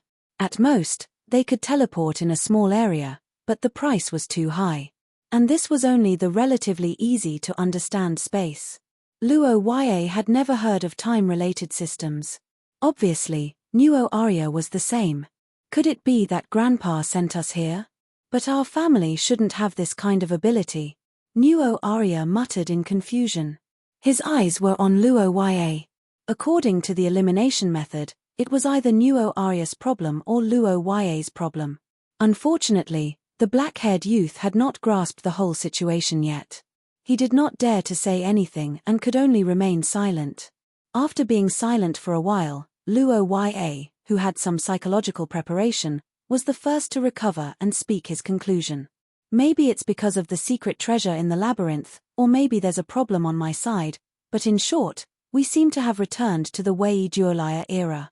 This kind of thing, otherwise, there's no way to explain this corpse. Is there a soldier in the world wearing a full set of antiques that are more than 100 years old? Furthermore, this armor is obviously new and not some antique. Luo Yue picked up the breastplate and examined it. The shiny metal surface didn't show any signs of aging, which made the Nuo Arya speechless. By the way, how did you know that it was an antique from the Wei Duolaya period? I've been training with the knights since I was young, so I know the history of these equipment very well. The Nuo Arya seemed to have been attracted by Luo Yue's question. She pointed at the junction between the chest and shoulder of the armor. The theocracy is currently using a new type of chainmail, but the material used here has changed several times throughout history. The mainstream armor of the Wei Duolaya period used this kind of multi-layered, thread-like material. I see. Luo Yue rubbed the white silk that was as hard as steel wire. It was obvious that this thing was also very new and even a little bouncy. Let's look for other clues and figure out where we are first. The teenager held the armor and gestured to himself a few times, then sighed and threw the armor aside. In fact, he really wanted to wear this thing. One of the reasons was to increase his defense, the other reason was, he and the new Arya were dressed too well. They were dressed like little formal wear and dress, which was totally out of place with the surrounding environment. Coupled with their good looks, they looked like two child models standing in the middle of a battlefield. With such eye-catching attire and a different style, they were simply like bright lights on the battlefield. One had to know that the children of nobles were all money in the chaos. If they were captured, they would ask for ransom from their families. If the families gave up, it would be fine, but if the families didn't give up, they would be kidnapped and sold, or even killed. Luo Ya understood this principle, but the new Arya understood it even more. The armor is too big, we can't wear it at all. We have to go to the house and find some plain clothes. It's getting dark, we have to move quickly. The two urgently discussed in the afterglow of the setting sun and set their target as the three relatively well-preserved houses in front of them. The stronger new Arya took the lead, and Luo Ya brought up the rear with the short sword in his hand. The exploration process was quite smooth. The sun was setting, and the two children's bodies were much smaller than the heavy metal cans, so Luo Ya and new Arya could ignore the long-range threats to a certain extent. The two first entered the courtyard attached to the house. As usual, there were bloodstains and corpses. The girl looked for a suitable path in front of them, while Luo Ya observed the surroundings and the corner of the corpses' breastplates. Tiger, tiger, tiger again. Okay, the Eric family has suffered a great loss. This is not a loss. Luo Ya's mind distinguished between friend and foe, so he slightly suppressed his sympathy and pity. After looking around and confirming that there was no danger, he looked back and jumped into the house through the open window with new Arya.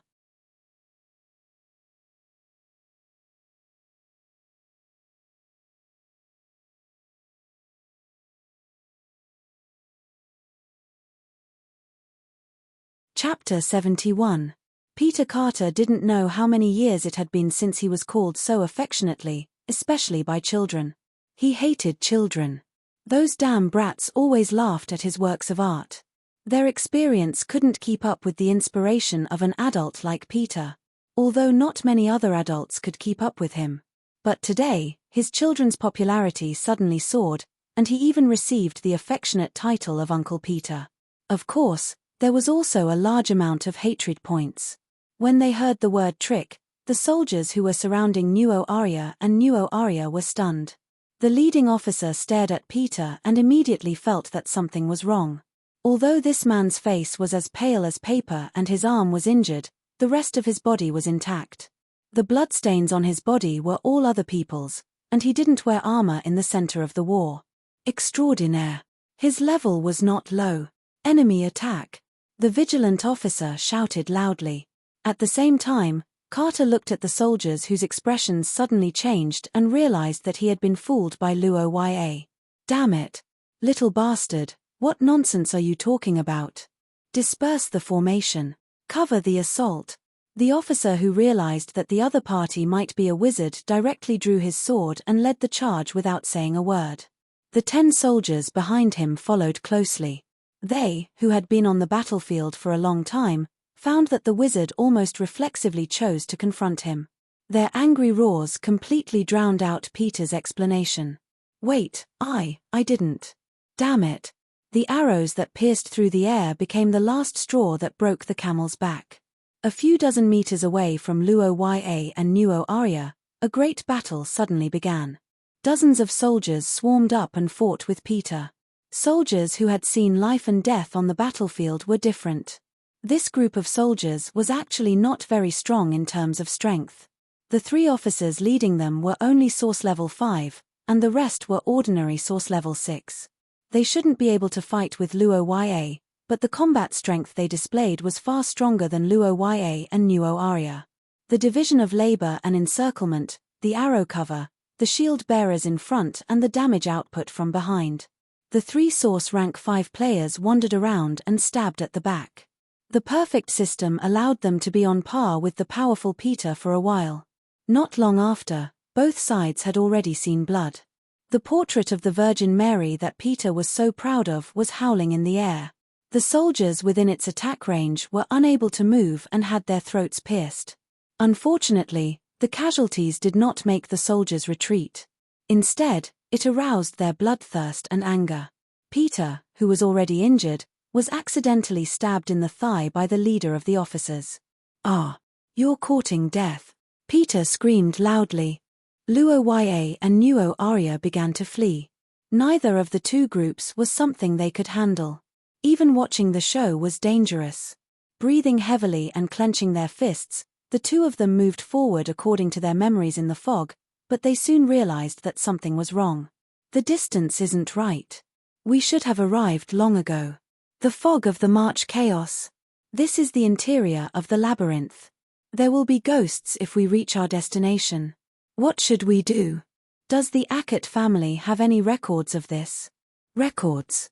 You mean the number of missing people? Luo Ya complained helplessly. After thinking for a while, she said, "There is no way to solve this labyrinth. There's no way to break this maze. That's its strongest point. According to the records, even Prince Vader's personal guards couldn't break through it. Only the owner of the secret treasure of the labyrinth can move about freely. Is it the rainbow-colored gem? Is it with you? Of course not. And considering this history, the gem fragment should be in their hands now." Luo Ya's eyes looked into the depths of the churning fog. She seemed to be able to see the man and woman who became companions in this battle. They started the good relationship between Ackett and Heathcrete. Mr. Ponte and His Majesty Wei Duolaya. Nuo Arya muttered the answer to herself. For a moment, she was lost in thought. As a female leader and ancestor, Wei Duolaya had always been her idol. To be able to see her in person, Nuo Arya was a little excited at the thought of this possibility, but Luo Ya had mixed feelings. Am I going to meet my ancestor? If he hadn't read Ponte's diary, Luo Ya might have been excited. But now, he only hoped that his ancestor was a decent person. Sigh, the beautification in heroic stories is not just for show.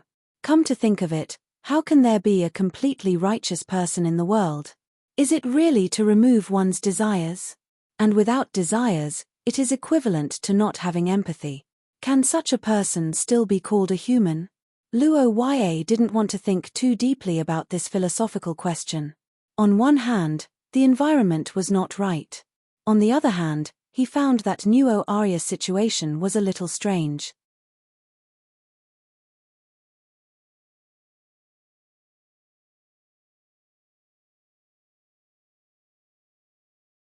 Chapter 72. Luo Ya had always ignored Nuo Arya and even avoided her frequently. Her Royal Highness used to attribute this situation to her lack of charm. However, when the young man protected her in this deadly maze, Nuo Arya realized that this might not be the case. It wasn't that Luo Ya didn't like her, but he didn't like to flatter her. This guy was stubborn to a certain extent, or rather, he had a high self-esteem. Even the identity of a princess couldn't make him obediently flatter her. However, in contrast, when real danger came, this was a person worth trusting. Nuo Arya felt that she and Luo Ya were the same kind of people. Not referring to status, but the core part of a person's heart. Justice, kindness, and a certain pride in the heart that made them unwilling to yield. Luo Ya's actions tonight were completely different. Especially in the studio, Nuo Arya wasn't the only one who experienced the test of humanity. Luo Ya also had a winged dagger in his hand. Facing a terrifying existence like Peter, even the proud and powerful Nuo Arya couldn't escape fear. How could the weak Luo Ya not have any fluctuations in his emotions? However, behind the girl, he tenaciously held onto his heart, which made Nuo Arya feel that she didn't misjudge him. Thinking of this, the girl felt the change in her heart. It wasn't for pleasure, nor was it to satisfy her inner desires. It was something that even Nuo Arya couldn't explain. Her heart was warm, but when she thought about it carefully, she felt a little itchy. Her brain was heating up, but it wasn't an illness. She knew that her possessiveness was starting to swell, but even someone as intelligent as her was helpless. Luo Ya's existence gave her a strange feeling. Although she was still confused, Nuo Arya inexplicably felt that as long as the two of them were together, they might be able to overcome this crisis. The girl was surprised by her strange thoughts. Suddenly, she noticed that Luo Ya, who was leading the way, stopped. She raised her head and saw a hazy building ahead of them. A monastery. In terms of scale, it wasn't very big. The overall architectural style was very retro. The main building material was stone, and the decoration was made of wood of unknown origin but obviously not expensive. The symbol of the primordial goddess hung above the door. The oil lamp at the door wasn't lit, and it swayed and squeaked in the breeze. Nuo Arya carefully observed the building while Luo Ya frowned. What the hell was that? Luo Ya's heart was filled with despair when he saw the buildings in front of him. The dark buildings in the fog were too horrifying. Coupled with the silent atmosphere, it made people flinch. He glanced around and found a map. 42, Rock Street. This should be a small monastery. Nuo Arya took a step forward and stood side by side with Luo Ya to look at the building in front of them. There was a smile on her face, as if she thought it was a good place. The primordial goddess of this world had a large number of believers. Due to the different customs of different countries, their doctrines were quite lax, and they were roughly divided into two systems. One was the devout ascetics. They usually gathered in monasteries and never married. They focused on teaching and educating the people around them. The other was the church. They could marry and live freely, but they had to listen to the orders of the theocracy during emergencies such as the Holy War. To put it bluntly, the clergy of the primordial goddess of this world were either independent and didn't care about worldly affairs, or they were obedient because they received benefits. And this was the monastery of the ascetics. As for this small monastery, to put it bluntly, it was just like an elementary school. It was small and didn't teach much. The ascetics and nuns were the teachers here. They taught some knowledge to make a living. The cost of going to school here was relatively low, and it was very close to the people. It was a good choice for the people at the bottom to receive education. This architectural style should be from the time of Palo III. It's been more than 300 years since then. Although it's a small monastery, it's rare that it has been maintained for so long. Luo Ya's face twitched when he heard Nuo Arya's words of praise. Miss Angel, whose family was the head of the church, had a good impression of this kind of monastery.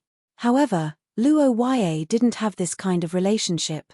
He felt as if there was a cold wind blowing behind his back. You mean, we should go in?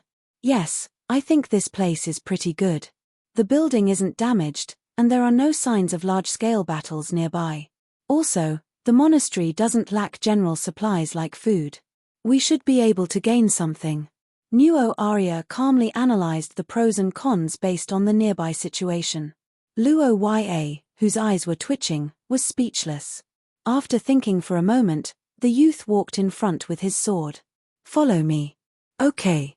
Luo Ya carefully approached the monastery.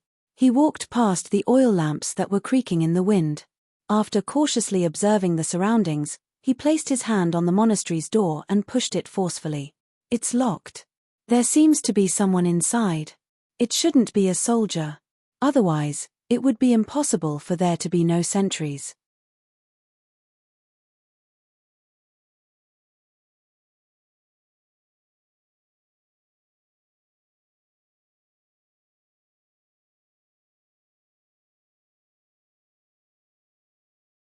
Chapter 73.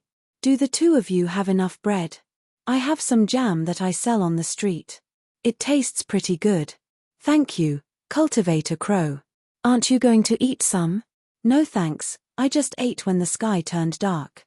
In the dining hall, the middle-aged cultivator was all smiles as he handed them food and water, as if he was afraid that the two of them would eat too little. Luo Ya looked at those burning eyes filled with longing and respect, and felt a headache coming on. Favorability plus 100. What's going on? You don't know me, do you? I don't look like a powerhouse who can protect a region, so why is your favorability so high? Luo Ya looked at the green light that was bouncing around on Crow's head, and his face was filled with doubt. Wait, is it because I'm too handsome? The young man's expression turned serious as he chewed on the bread. He suddenly felt that this guess was very reasonable. Otherwise, why would a stranger treat him so well? He even took out precious food for them to eat freely. In the current chaos of war, the parents of ordinary noble children might not even be alive, so there was no benefit to be gained. Yes, of course, you can ask away. Luo Ya's mind was filled with random thoughts, and Nuo Arya began to try to start a conversation with this overly enthusiastic cultivator. The girl pondered for a moment, and asked a question that Crow found strange. Right now, it's Princess Wei Jiulaya's army that's fighting with Prince Vader's army, right? The war within the holy capital had already been going on for more than half a month, and such a large-scale turmoil could be said to be known to everyone. Noel's question was somewhat strange to everyone, and Crow was also taken aback when he heard it, but he immediately reacted. That's right, the holy sun descended from the sky and landed on the ground, so he definitely didn't understand the situation here. Wait, this seems to be a good opportunity for me to perform. You don't know the current situation of the war, right? I'm more clear about it, so how about I explain it to you? That would be great. Thank you, Cultivator Crow. No need, no need. This is what I should do. Looking at the middle-aged cultivator patting his chest in a righteous manner, not to mention Luo Ya who could see the favorability value, even Nuo Arya was a little confused. But after thinking about it, she could only attribute it to Crow's sense of justice. In the following period of time, Crow fully utilized his intelligence-gathering skills. He took out the methods he usually used to teach children and explained the situation of the two factions. The war had been going on since the beginning of the third month, and more than half a month had passed. Saint Lorraine was under lockdown, and communication with the outside world was cut off. On one side was Prince Vader's allied army, while on the other side was Princess Wei Jiulaya's papal guard and knights. The allied army was made up of the Barfars, Wester, and Eric families. But in reality, the Barfars and Wester families didn't send many troops. This army was mainly made up of the Eric family. On the other hand, Princess Wei Jiulaya had the support of Marquis Akate, and the papal guard and knights under him became the main force supporting the princess. At first, the two sides were facing each other with the central road as the boundary, but the situation quickly changed. The allied army launched a rapid attack, and it was said that Marquis Eric personally took over a front line of the Wei Jiulaya's camp. With this as a breakthrough point, the princess's army took a turn for the worse. After that, there was a qualitative change in the development of the war. It completely changed from a game of cards to a meat grinder. As the battle heated up, the number of casualties began to multiply every day, and the holy city was flooded with blood. The current situation of the war was relatively clear. Prince Vader's faction had paid a huge price and completely defeated the princess's army.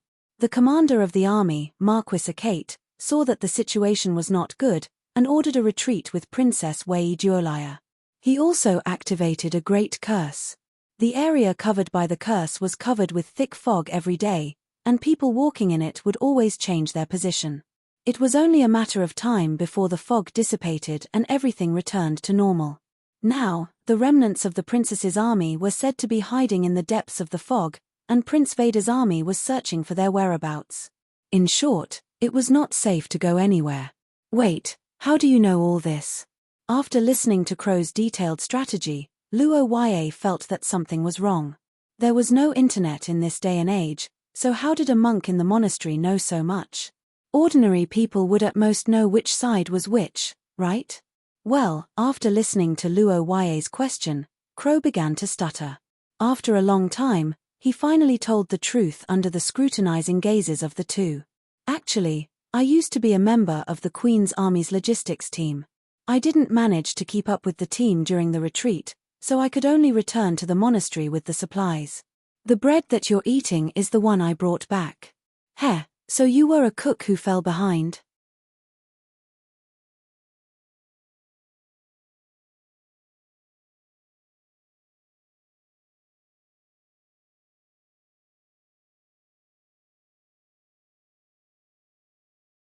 Chapter 74. 42, Lock Street.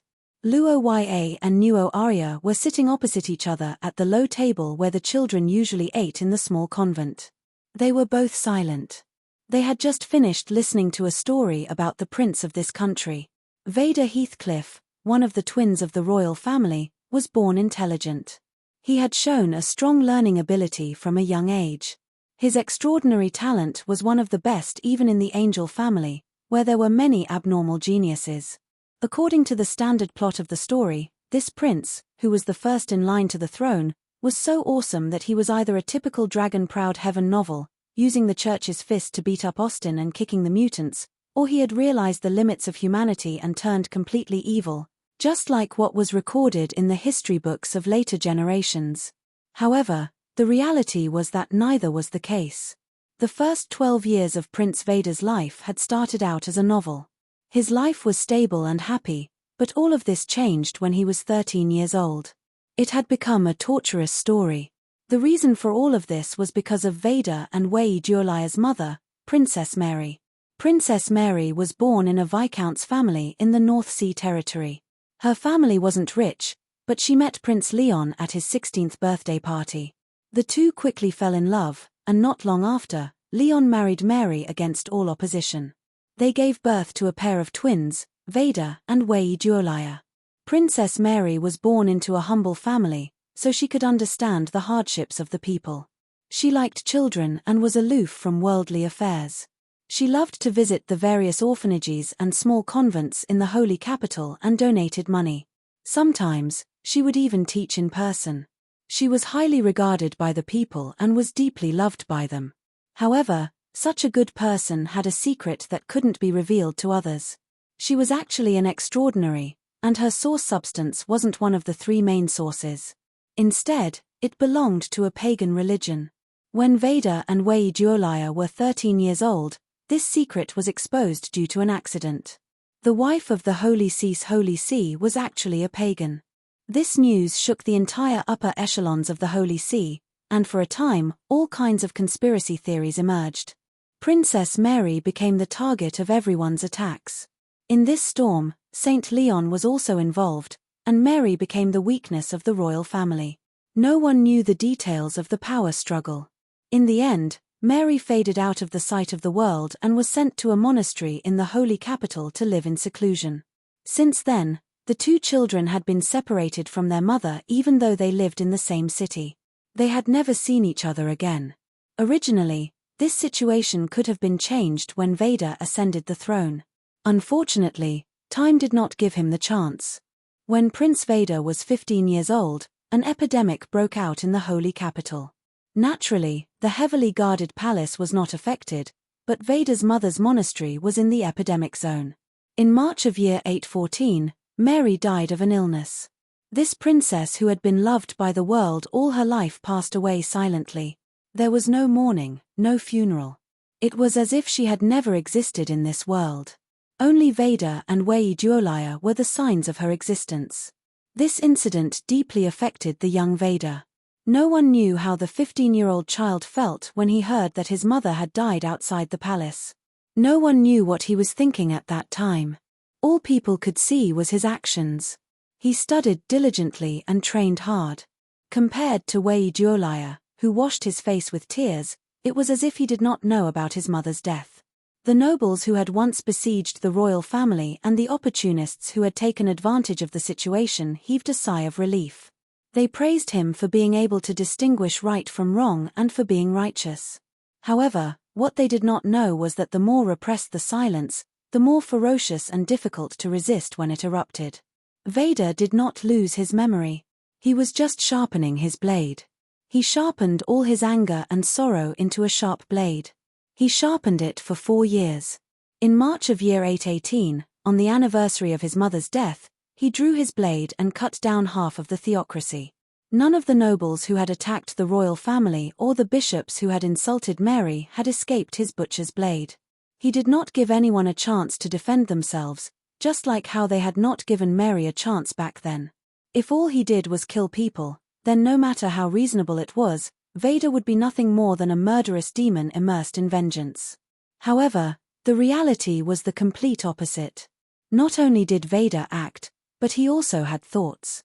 The Reformist Party was the name of the faction that Vader led. Most of them were hot-blooded youths who advocated revising many of the doctrines regarding heretics in order to unite the heretics within the theocracy. As a representative, Vader had taken a huge risk to change the origin substance. After losing the origin substance, Vader, who had become a heretic, had voluntarily given up his inheritance rights. As the saying went, fight with your back to the river. If you don't succeed, you die trying. Such a resolute attitude moved the hesitant heretics and they all joined Vader's camp. Even 3 of the 5 great nobles had been roped in by him through some unknown method. After Leon had left the theocracy, Vader, who had endured patiently for 4 years, had built up his power. The following outcome could be foreseen. The Reformist Party launched a coup d'état with an unstoppable momentum and hammered the heads of the conservatives. Wei-Duolaya and Ponte were the last strongholds of the conservatives. As long as they were defeated and Wei-Duolaya was captured, Vader could force Leon to acknowledge the Reformist Party's views. If Leon did not wish to pass the throne to the other families, then he could only agree to the doctrine's reform. After hearing the cause and process of the war, Luo Ya and Nuo Arya were in such a state. There was no other reason other than the fact that this was too different from the history that they had seen in their later generations. Luo Ya could not find anything wrong with Vader's actions, at least in the first half. In fact, he was happy to hear and applauded. Even a passerby could feel the injustice of Mary's story, let alone a socialist youth like Luo Ya who did not have any religious conservative ideology. Good kill. Don't talk to me about forgiveness. If you want to forgive someone, your mother will die first. Only after she dies will you have the right and position to forgive someone else. Avenging one's mother was an action that most people would accept. Even if it was against the law, it would still be tolerated by many. This was because such actions were in line with the most primitive morals of humans. However, Luo Ya did not dare to make any assertions about Prince Vader's Reformist Party. There were no descriptions of this faction in history. He was not in this era and did not understand the social situation. However, according to Friar Klaus, although the Reformist Party's views were radical, they were also reasonable. In the past decade or so, the stable environment of the theocracy had attracted more and more heretics. They had gradually become a force that could not be underestimated. On the bright side, many heretics could help improve the lives of the people. They were also members of the productive forces of society. There was no lack of experts among them. As long as they were used well, they would be a huge resource. But from a bad perspective, since origin substances were unstable, there was a chance that they would fall into depravity due to the price they had to pay for their advancement. They would become evil cultists who would commit all sorts of crimes. In reality, the boundaries between cultists and cultists were quite blurry. It was difficult for many people to determine who they were. In addition, the security of the Holy Capital had indeed been deteriorating over the past 10 years.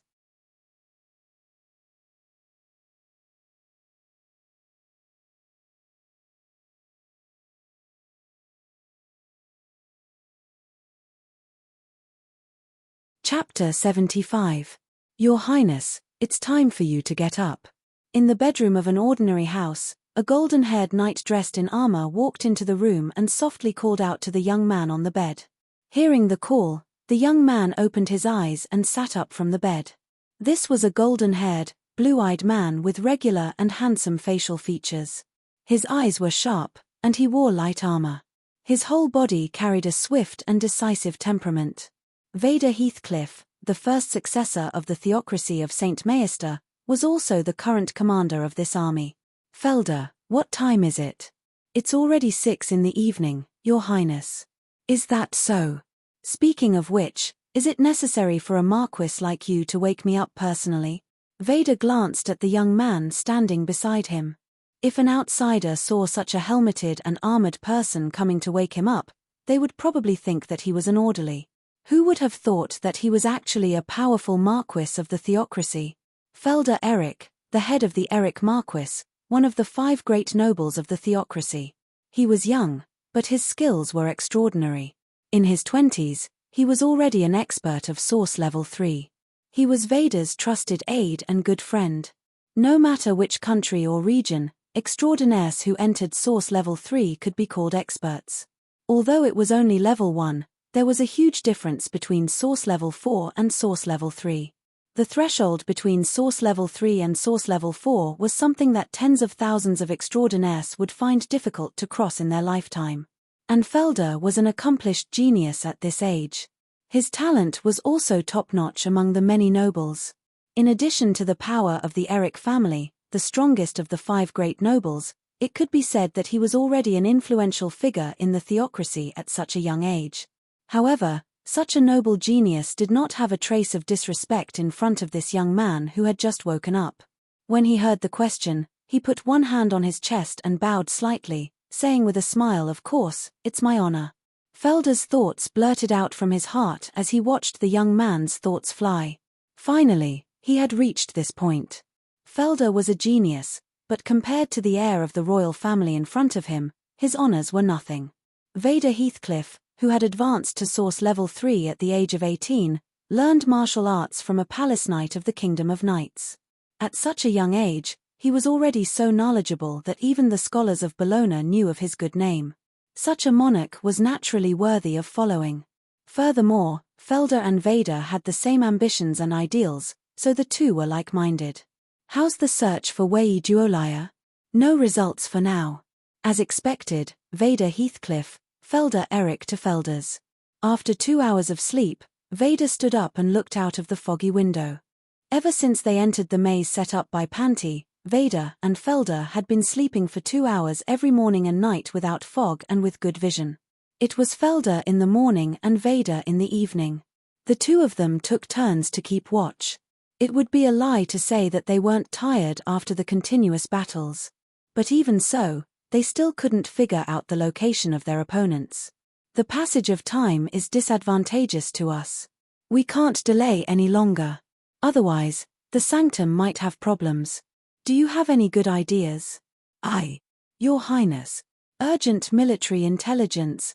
A soldier rushed in and interrupted the Marquis's words, but the two men in the room were not angry. Instead, they turned around in surprise. After all, there were no enemy forces in this maze. The military intelligence brought by the soldier was definitely not a battle, so there was only one possibility left. Deep in Rock Street, there's a reaction from the royal bloodline. It's Princess Wei Duolaya. What's the matter? Is this thing broken?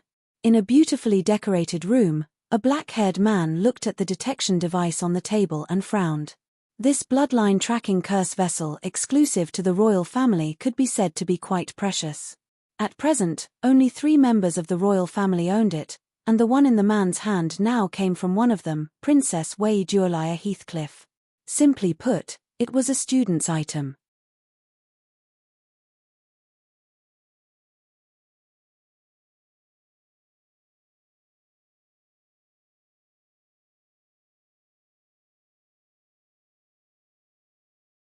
Chapter 76. Finally, there's a clue to get out. Luo Ya looked at the countdown and evaluation on the panel and heaved a huge sigh of relief. Sure enough, the current situation between him and Nuo Arya was only temporary. It was probably a situation similar to the game's dungeon in his previous life. As for what this dungeon was for, Luo Ya looked at the line of words. Bloodline awakening rate, 60%. He felt that there was an 80% chance that it was for this thing, and the evaluation should be the amount of benefits obtained after the bloodline awakening. After all, performance and rewards should be linked. System. What's the standard for this evaluation?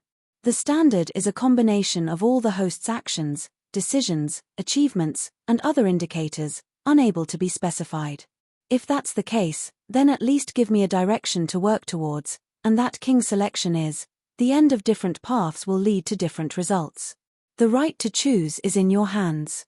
The system will not force the host to do anything, but it is recommended that you carry forward the family spirit and stimulate the possibilities in your bloodline. Luo Ya listened to the system's words and began to ponder. He realized that he didn't have an answer. Ka Dia didn't talk much about this, and most of it was about educating the children of nobles, nothing special. This question is too difficult, can't you at least give me an answer? It's difficult to give a correct answer based on idealism. It is also recommended that the host, the heavens are vigorous, the gentleman. Okay, you don't have to say anything. Luo Yue waved his hand speechlessly. He laid on the wooden bed covered with a blanket and pondered for a while, but he still couldn't come up with an answer. He could only shake his head and throw the question to the back of his mind. He turned to look at the system's 60% value and estimated the completion time in his heart. After the conversation with Monk Crow, it was already late at night. If he counted from the time when Luo Yue and Nuo Arya appeared in the ruins in the evening, then the system's bloodline awakening rate could be said to be very impressive. Perhaps he would have already awakened by the time he opened his eyes tomorrow. Sigh, if only it could be that easy. The black-haired youth sighed. What he said before was under the premise of only looking at the bloodline awakening rate, but in fact, there were two more important information. Extremely dangerous, 70% success rate. These two pieces of information could be said to have poured cold water on Luo Yue's fantasy. Now that the awakening process was more than half done, Luo Yue's body didn't feel anything at all. He didn't know if this was good or bad, but he could only prepare himself to deal with unknown dangers at any time. As for the success rate of 70%, Luo Yue had already given up on the treatment. After all, the worst thing that could happen to a 5-card stud was failure. He would become an unlucky debtor who owed 500,000 gold coins but didn't get anything out of it. There's a countdown of 73 hours. Do I just have to get through this time, or do I have to do something? Who exactly is the witness? After a tiring day, the youth stared at the numerical value in the system as he pondered. His consciousness gradually began to blur, and he didn't know when he had completely fallen asleep. Peter Carter gritted his teeth and pulled out the long sword stuck in his thigh with difficulty. When the blade left his body, Peter cried out in pain. Dark red blood also splashed out, quickly dyeing the nearby clothes red. There was no doubt that this was a fatal injury for ordinary people. The speed of blood loss from the main artery in the leg was no joke. People would die from blood loss within a few minutes. However, for extraordinaires, they had many ways to deal with this situation. Not to mention the various healing skills, even if they didn't have this method, ordinary flesh and blood control could greatly reduce the bleeding. Peter, who had reached the source level 4, could naturally do this, but for him, just reducing the bleeding was not enough. It hurts, damn it. It hurts. Those two little bastards. The black-haired man with a pale face trembled as he held his thigh and cursed. Then, magic flowed on his body, and 3 portraits appeared around him. The first painting was the Virgin Mary that Luo Yue and the others had seen before. The second painting was a group of girls bathing in the river. The last painting was a noble lady with a pet dog. The 3 paintings, each one of them was what Luo Yue called the underworld. The 7 orifices of the characters were empty. The river where the girls were bathing was full of blood. The pet dog's face was ferocious and its body was full of blood. The noble lady's body was withered and her muscles were atrophied. Peter looked at the 3 paintings, his red eyes wandering. He looked at his injured shoulder and thigh, gritted his teeth and pointed at the painting of the girls bathing and activated a curse. Scapegoat, designated a painting to transfer the damage. The pain of the painter will be borne by the painting.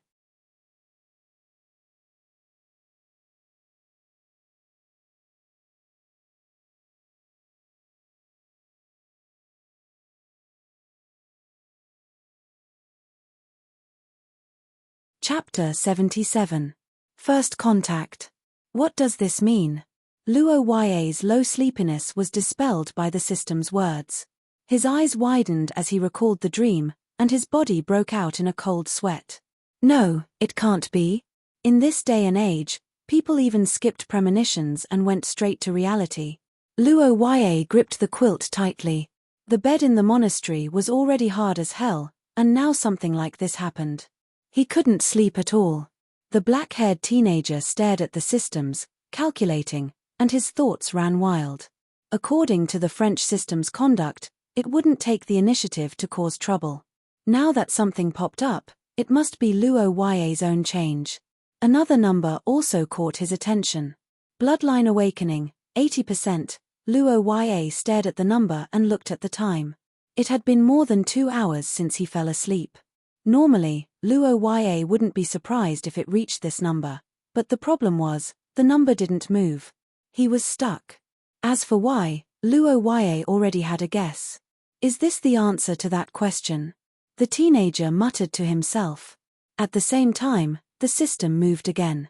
Ding, information updated, host has obtained a special status, Gulen Deus promise, you have made a promise with the king, and you will bring back the truth, effect, obtain a powerful strength attribute bonus, temporary immortality, lasts for 30 seconds, remaining uses, 3, immortality? Luo Ya looked at his interface and couldn't help but exclaim. He never thought that he could get a skill from dancing on a burial mound. Damn, what the hell is that big skeleton? It's too fierce, but the answer, Luo Ya thought of the huge skeleton and couldn't help but frown. How did the dead transfer their power? Roher really wasn't clear about this problem. In the end, in this world with supernatural powers, what kind of person is considered dead? For example, that mountain-like skeleton, it should have been a giant. That bloody plain with bones and swords everywhere must have been an ancient battlefield. It should also be the place where he died. But is he dead? It's hard to say. And its power, what kind of power does it transfer? Skill? Bloodline? Knowledge? Luo Ya scratched his head and felt that the problem was a little complicated. But soon another matter diverted his attention. Wait, he said, I'm in trouble. What is this? Luo Ya frowned. He had a bad premonition, but before he could think about it, he heard footsteps in the corridor. Croft's panicked voice came from outside the door. Not good. Lord Luo Ya, Miss Nuo Arya has fallen ill. I found Miss Noel at the table when I woke up. There was a glass of water on the floor. It seemed like she wanted to drink some water. I touched her head and found that it was very hot. I couldn't wake her up, so I carried her here and hurriedly called you. Millimeter, I understand. Cultivator Crow, don't panic.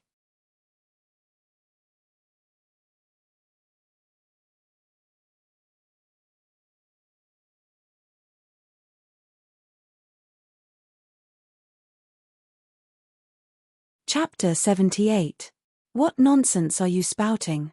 After hearing Nuo Arya's words, Luo Ya was stunned for a moment before retorting. However, Miss Angel was very calm. I'm just stating the truth. You know it, right? It's impossible to bring me along in this situation. The blonde girl smiled bitterly. At this moment, Luo Ya saw a trace of gentleness on her face that was completely different from before. It was a smile with some gentleness and poignant beauty. It was an expression that the young man thought would never appear on Noel's face. It was kindness in a desperate situation, and it was like a farewell before leaving. Don't worry about me. I'll drag you to your death. Don't be silly. I can't leave you here. What else can I do? Carry me on my back. In this fog filled with murderous intent. Nuo Arya chuckled and shook her head slightly. Impossible. If you do that, you won't even be able to escape if you encounter a group of soldiers. We have no status in this era. If we get caught, we won't have a good ending. Luo Ya listened to Nuo Arya's words with a heavy heart. Now that Prince Vader wanted to use his status as the sole heir to the Holy See to force reforms, be it Wei Juolaya or Nuo Arya, they were all obstacles. Wei Juolaya might be fine because they were siblings from the same mother, but Nuo Arya, who had an angelic bloodline of unknown origin, would definitely be dealt with by Vader. On the other hand, the Queen's army should welcome her. But where were they?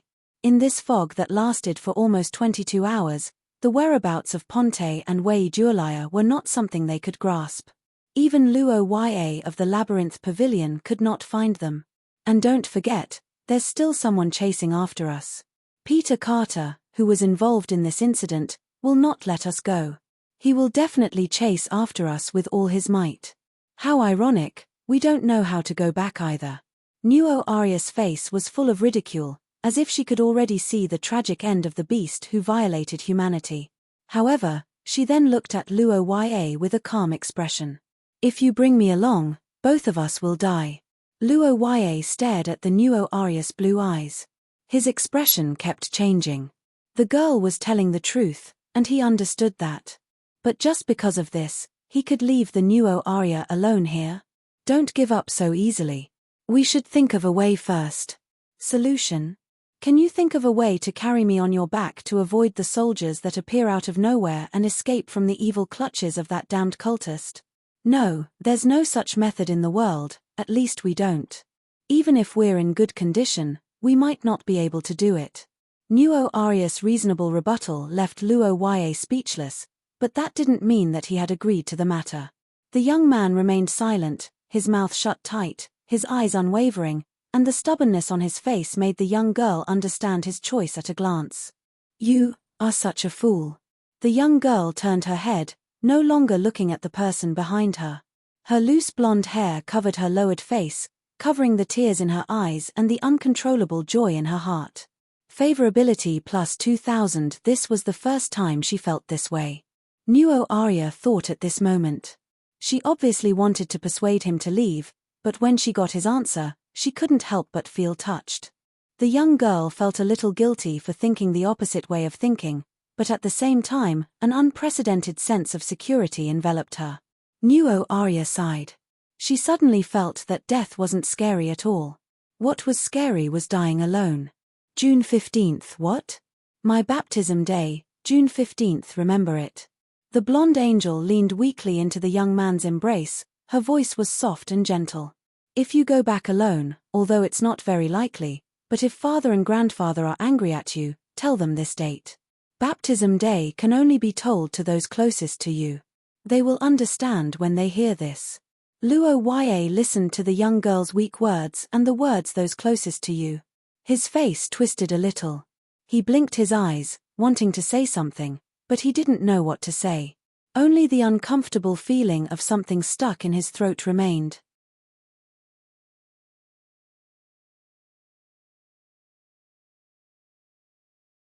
Chapter 79. As the saying goes, it's important to know one's own limits. Luo Ye felt that this principle was applicable no matter where he was, especially in this world where extraordinary powers existed. Knowing one's own limits could sometimes even be a matter of life and death. Luo Ye had always believed that it was better to be prepared than to be unprepared. Drawing up a plan in advance was the most important thing.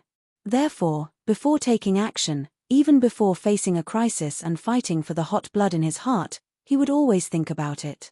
The enemy, human skin carver, Peter Carter, was not an ordinary person. Judging from the situation where he was surrounded before, he should have killed or even completely destroyed the group of soldiers before he could find the time to find trouble with Luo Ye. That army had 3 Source Rank 5 who were similar to Nuo Arya, and a group of Source Rank 6. Calculating Peter's strength in this way, it could be determined that he was at Source Rank 4. It should be impossible for him to be at Source Rank 3. Once he reached Source Rank 3, he would be a high-level extraordinary. The gap between him and low-level extraordinary would be greatly widened. There was no reason why he couldn't deal with that group of soldiers. Considering the way Nuo Arya faced Peter in the art room, it could be concluded that Nuo Arya did not have the confidence to defeat him. As the inheritor of the angel bloodline, Nuo Arya's strength was naturally not comparable to an ordinary Source Rank 5. He should have the ability to challenge those above his level. Therefore, Luo Ye came to his final conclusion.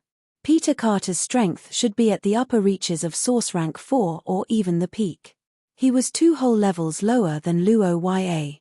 Normally speaking, it was impossible for a peak Source Rank 6 to challenge a peak Source Rank 4. However, after thinking about it, Luo Ye felt that he had a chance.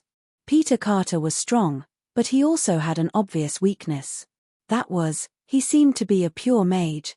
Regardless of whether it was the various portraits he had displayed in the art studio or the way he attacked and defended against the army, they were all standard mags. He himself had never displayed any offensive abilities, and had even been stabbed in the leg by someone who caught him off guard. In other words, if one only looked at his physical strength, he should be below a level 5 source grade knight who specialized in close combat. He might even be inferior to Luo Ye. After a bloody battle, his condition should be even worse. Luo Ye had heard from Ka Dia that every time the Holy See encircled and annihilated the cultists, they almost never had the upper hand at the beginning of the battle. This was because the cultists' extraordinary powers were generally ferocious. However, as long as the cultists were dragged into a protracted battle, they would immediately have a one-sided advantage. They might not even need the judges to make a move. The cultists would not be able to pay the price and would die abruptly. These were the basic characteristics of evil cults. With the addition of the mage's weakness, Luo Ya's plan was born. Backstab him. This was Luo Ya's plan. For this, he needed enough attack power to break through Peter's defense, as well as a means to get close to him quickly. The black-haired youth held the silver dagger in his hand. This was the key to his victory tonight. This holy blade had a holy attribute and was the natural nemesis of evil cults. A mere 4-source grade knight's defense was not worth mentioning in front of it. After absorbing the blood of him and Nuo Arya for a month, the winged dagger finally gave birth to its first ability. This ability was like Luo Ya's wish, bringing him hope. Winged dagger, the energy crystal residue produced when the first-generation bloodline awakened resonated with the mercy source substance. The long years and the user have given it a new ability. Uncontrollable, 3 times a day, jump to a designated position within sight. The distance is adjusted according to the nature of the wielder's spell. After carefully reading these descriptions, Luo Ya basically defined the ability of the winged dagger in his heart. Jumping dagger, but with some restrictions. The ability of the winged dagger last night could be said to be Luo Ya's trump card. It was also the best way for him to get close to the dead orphan who used human skin as a canvas, was addicted to grinding people and painting people. But although this skill was good, if Luo Ya didn't use it well, it would still be very dangerous. Because the activation requirement must be within sight, Luo Ya couldn't use the uncontrollable skill to pass through walls, and in a foggy environment, sight would be severely obstructed. The jumping range of uncontrollable was likely to be shortened to within 10 meters, which was too disadvantageous for Luo Ya. The attack range of Peter's portraits was at least 20 meters, and jumping within 10 meters was basically a waste of time. Moreover, because the activation of the skill required magic, jumping continuously consumed too much energy. Even Luo Ya, who was in a good state now, couldn't bear it. He had to find a way to solve this problem, and he did find a solution in the favorability exchange area. Black Crow Fog Lamp, warm light penetrates obstacles, Fog City sells tool to guide people home, the light turns green in the poisonous fog, please don't go out, price, 500 points lamp. Luo Ya had always felt that his French system wasn't reliable, but he didn't expect that in the end. He really found a solution. The appearance of the Black Crow Fog Lamp was like a jigsaw puzzle, filling in the last missing piece of Luo Ya's plan. The black-haired teenager carried the fog lamp that emitted a yellow light in the fog, and began a night full of murderous intent before dawn. Peter Carter felt that the situation was a little wrong. In the fog, the black-haired man with a pale face clutched his injured arm, a pair of dim yellow eyes staring at the gloomy monastery in front of him. He didn't have enough knowledge like Nuo Arya, so naturally he couldn't distinguish the architectural style. Like Luo Ya, he only felt that this place was a little strange. The man glanced at the withered noblewoman who was leading the way, then at the pet dog that was covered in blisters.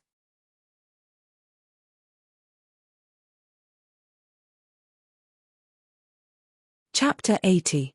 Vader Heathcliff looked out of the window, silently waiting for the light to shine on the earth again.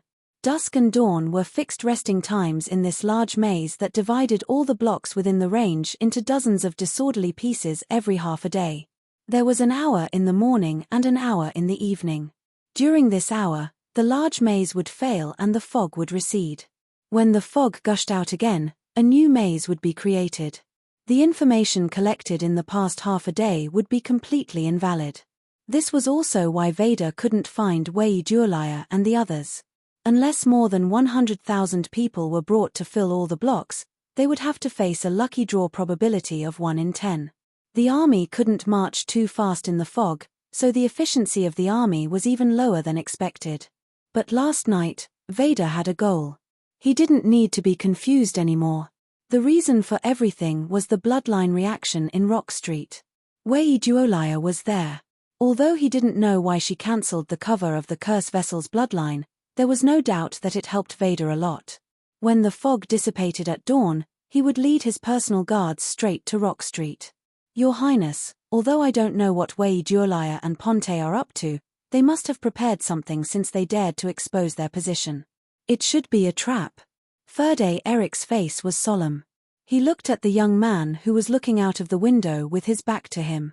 Please stay here and let me lead the troops first. The blonde man asked for Solitude's order, but the young man with his back to him didn't respond. Vader looked out of the window silently, as if he didn't hear Ferde's request. Ferde, why do you think my mother died? Hey! It's those nobles. The blonde knight was stunned by the irrelevant answer. He blinked his eyes in confusion and said his answer. Vader shook his head. No, those nobles are just appearances. The real reason is the difference. Difference? Yes. The young man turned around and explained faintly, the difference in geography, race, country, religion, all these differences make people afraid. It is like a fence between people. It stands tall and keeps people in captivity, but it also makes the people in the fence have a stronger sense of selfishness. They look at everything outside angrily. No matter what your identity is, no matter what you've done, once you're discovered to be different, you'll receive special treatment if you're lucky, and you'll be persecuted if you're lucky. My mother died because of this. Did I avenge her in this war? In other people's eyes, it's already revenge. Those nobles who forced her to leave are all dead, but I know that I haven't. At least, I haven't completed it yet. My mother died from an infectious disease, from the coercion of the nobles, and even more so from the discrimination and resistance born from the difference in ideas. Those are my real enemies, and they are what I need to break. In order to break these high walls, there are too many things that we need to eliminate. It's difficult to eliminate these differences, but it's not impossible. For example, a unified empire like ancient Austin from 1,000 years ago. Vader looked at the dumbfounded Felder, his eyes shining brightly. You once asked me what my dream was. Now, I'll tell you. This is my dream. In order to realize it, I will face many difficulties, and your strength is indispensable. So, don't say such silly things like abandoning a pawn.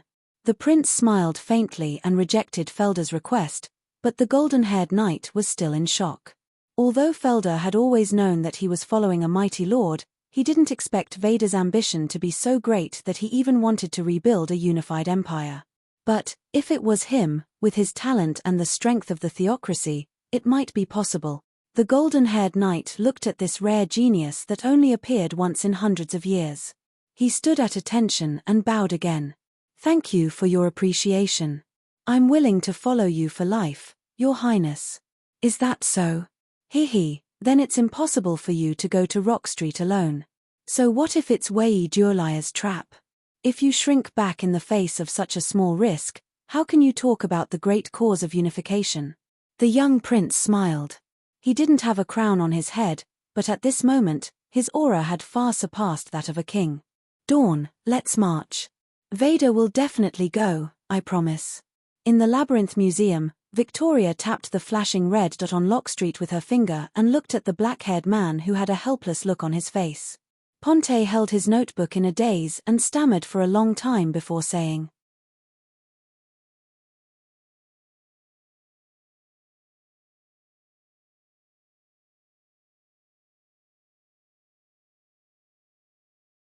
Chapter 81. Inside the monastery, Friar Crow was trembling in fear as he held his sword that had never seen blood since it was sharpened. He was huddled in a small fortress made of wooden planks and furniture in front of his bed. Although Crow was nearing middle age and had seen a lot, he was still a scholar. Most of his life was spent in the monastery, teaching children how to read and do math, and telling the nearby residents the stories of the primordial goddess. That was all he lived for. When he joined the Queen's Army's logistics unit a while ago, Crow felt that it was the most thrilling moment of his life.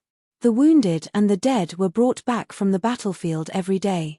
In just a few days, he saw more blood than he had seen in his entire life. When he returned to the monastery, although he was disappointed because he was left behind, he was also relieved. He felt that he could finally return to the life he was familiar with. But he never thought that in this familiar monastery, he would meet Shi-Ya's messenger, and then encounter the vicious evil cultist. Outside the monastery's gate, the furious Peter had completely released his curse. Countless ghosts wandered in the nearby fog. The evil aura and the wailing of the portraits sounded like blasphemous prayers in Crow's ears. Crow's eyes stared at the tightly shut door as he panted heavily. Large beads of sweat appeared on his forehead. He looked back at the girl sleeping on the bed with a complicated and timid expression on his face. The Son of God is fighting, right? The middle-aged friar thought. His faith told him what he should do, but the reality was that he was trembling and could do nothing. After all, in his opinion, only the Son of God could punish those evil extraordinaries. In Claude's eyes, Luo Ya and Nuo Arya were different from ordinary people.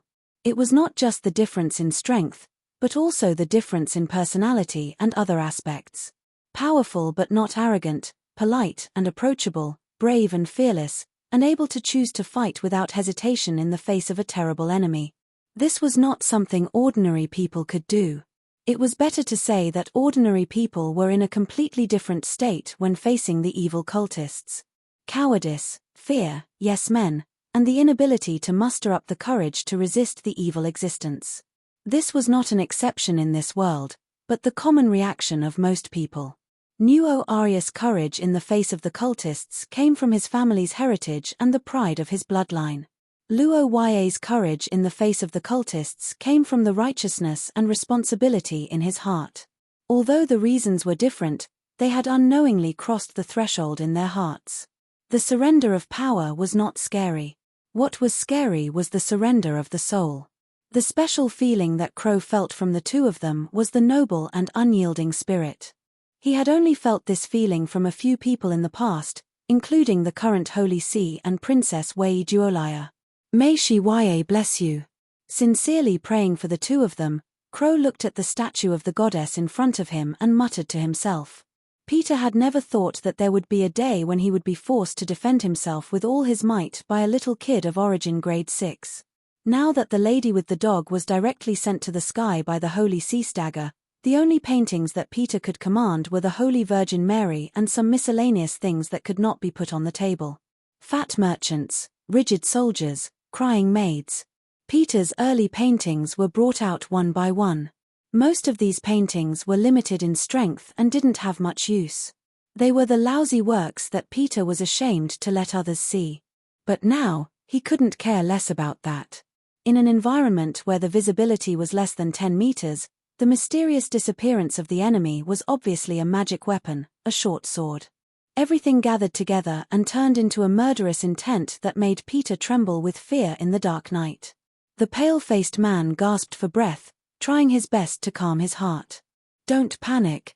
It's just a little kid of origin grade 6, so what if he has a treasure? His actual combat experience and psychological endurance are definitely not as good as mine. I'm the hunter, he's the prey. You think you hid well? I saw you a long time ago.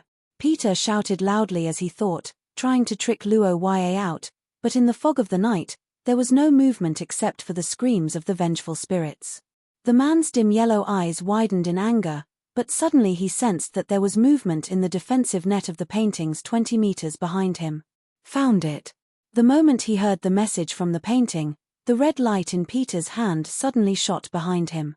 A vicious curse that could turn people into blood-colored sludge crossed the night and hit a figure covered in red gauze. Ha ha ha ha. Found you.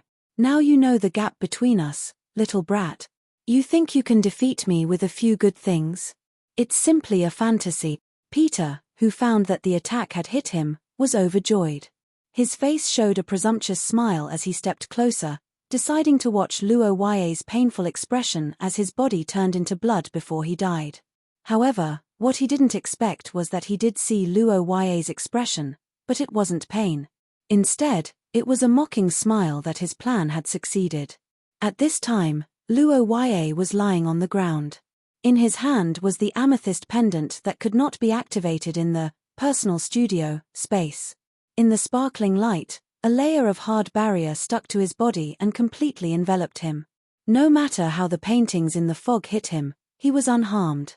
The moment he saw that Luo Ye was fine, Peter opened his mouth wide and lost his words, but Luo Ye's eyes were like stars, overflowing with killing intent. I see you.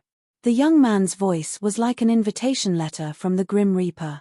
In the next moment, Luo Ye's figure disappeared into thin air. A strong wind blew behind Peter, and a silver dagger pierced through the protective Virgin Mary statue before the man had time to react, rushing all the way forward with irresistible force. Poochie. You're tuning in to the Dreamy Chapters YouTube channel. We're so grateful for your support, and don't forget to subscribe to join us on this incredible journey through captivating stories.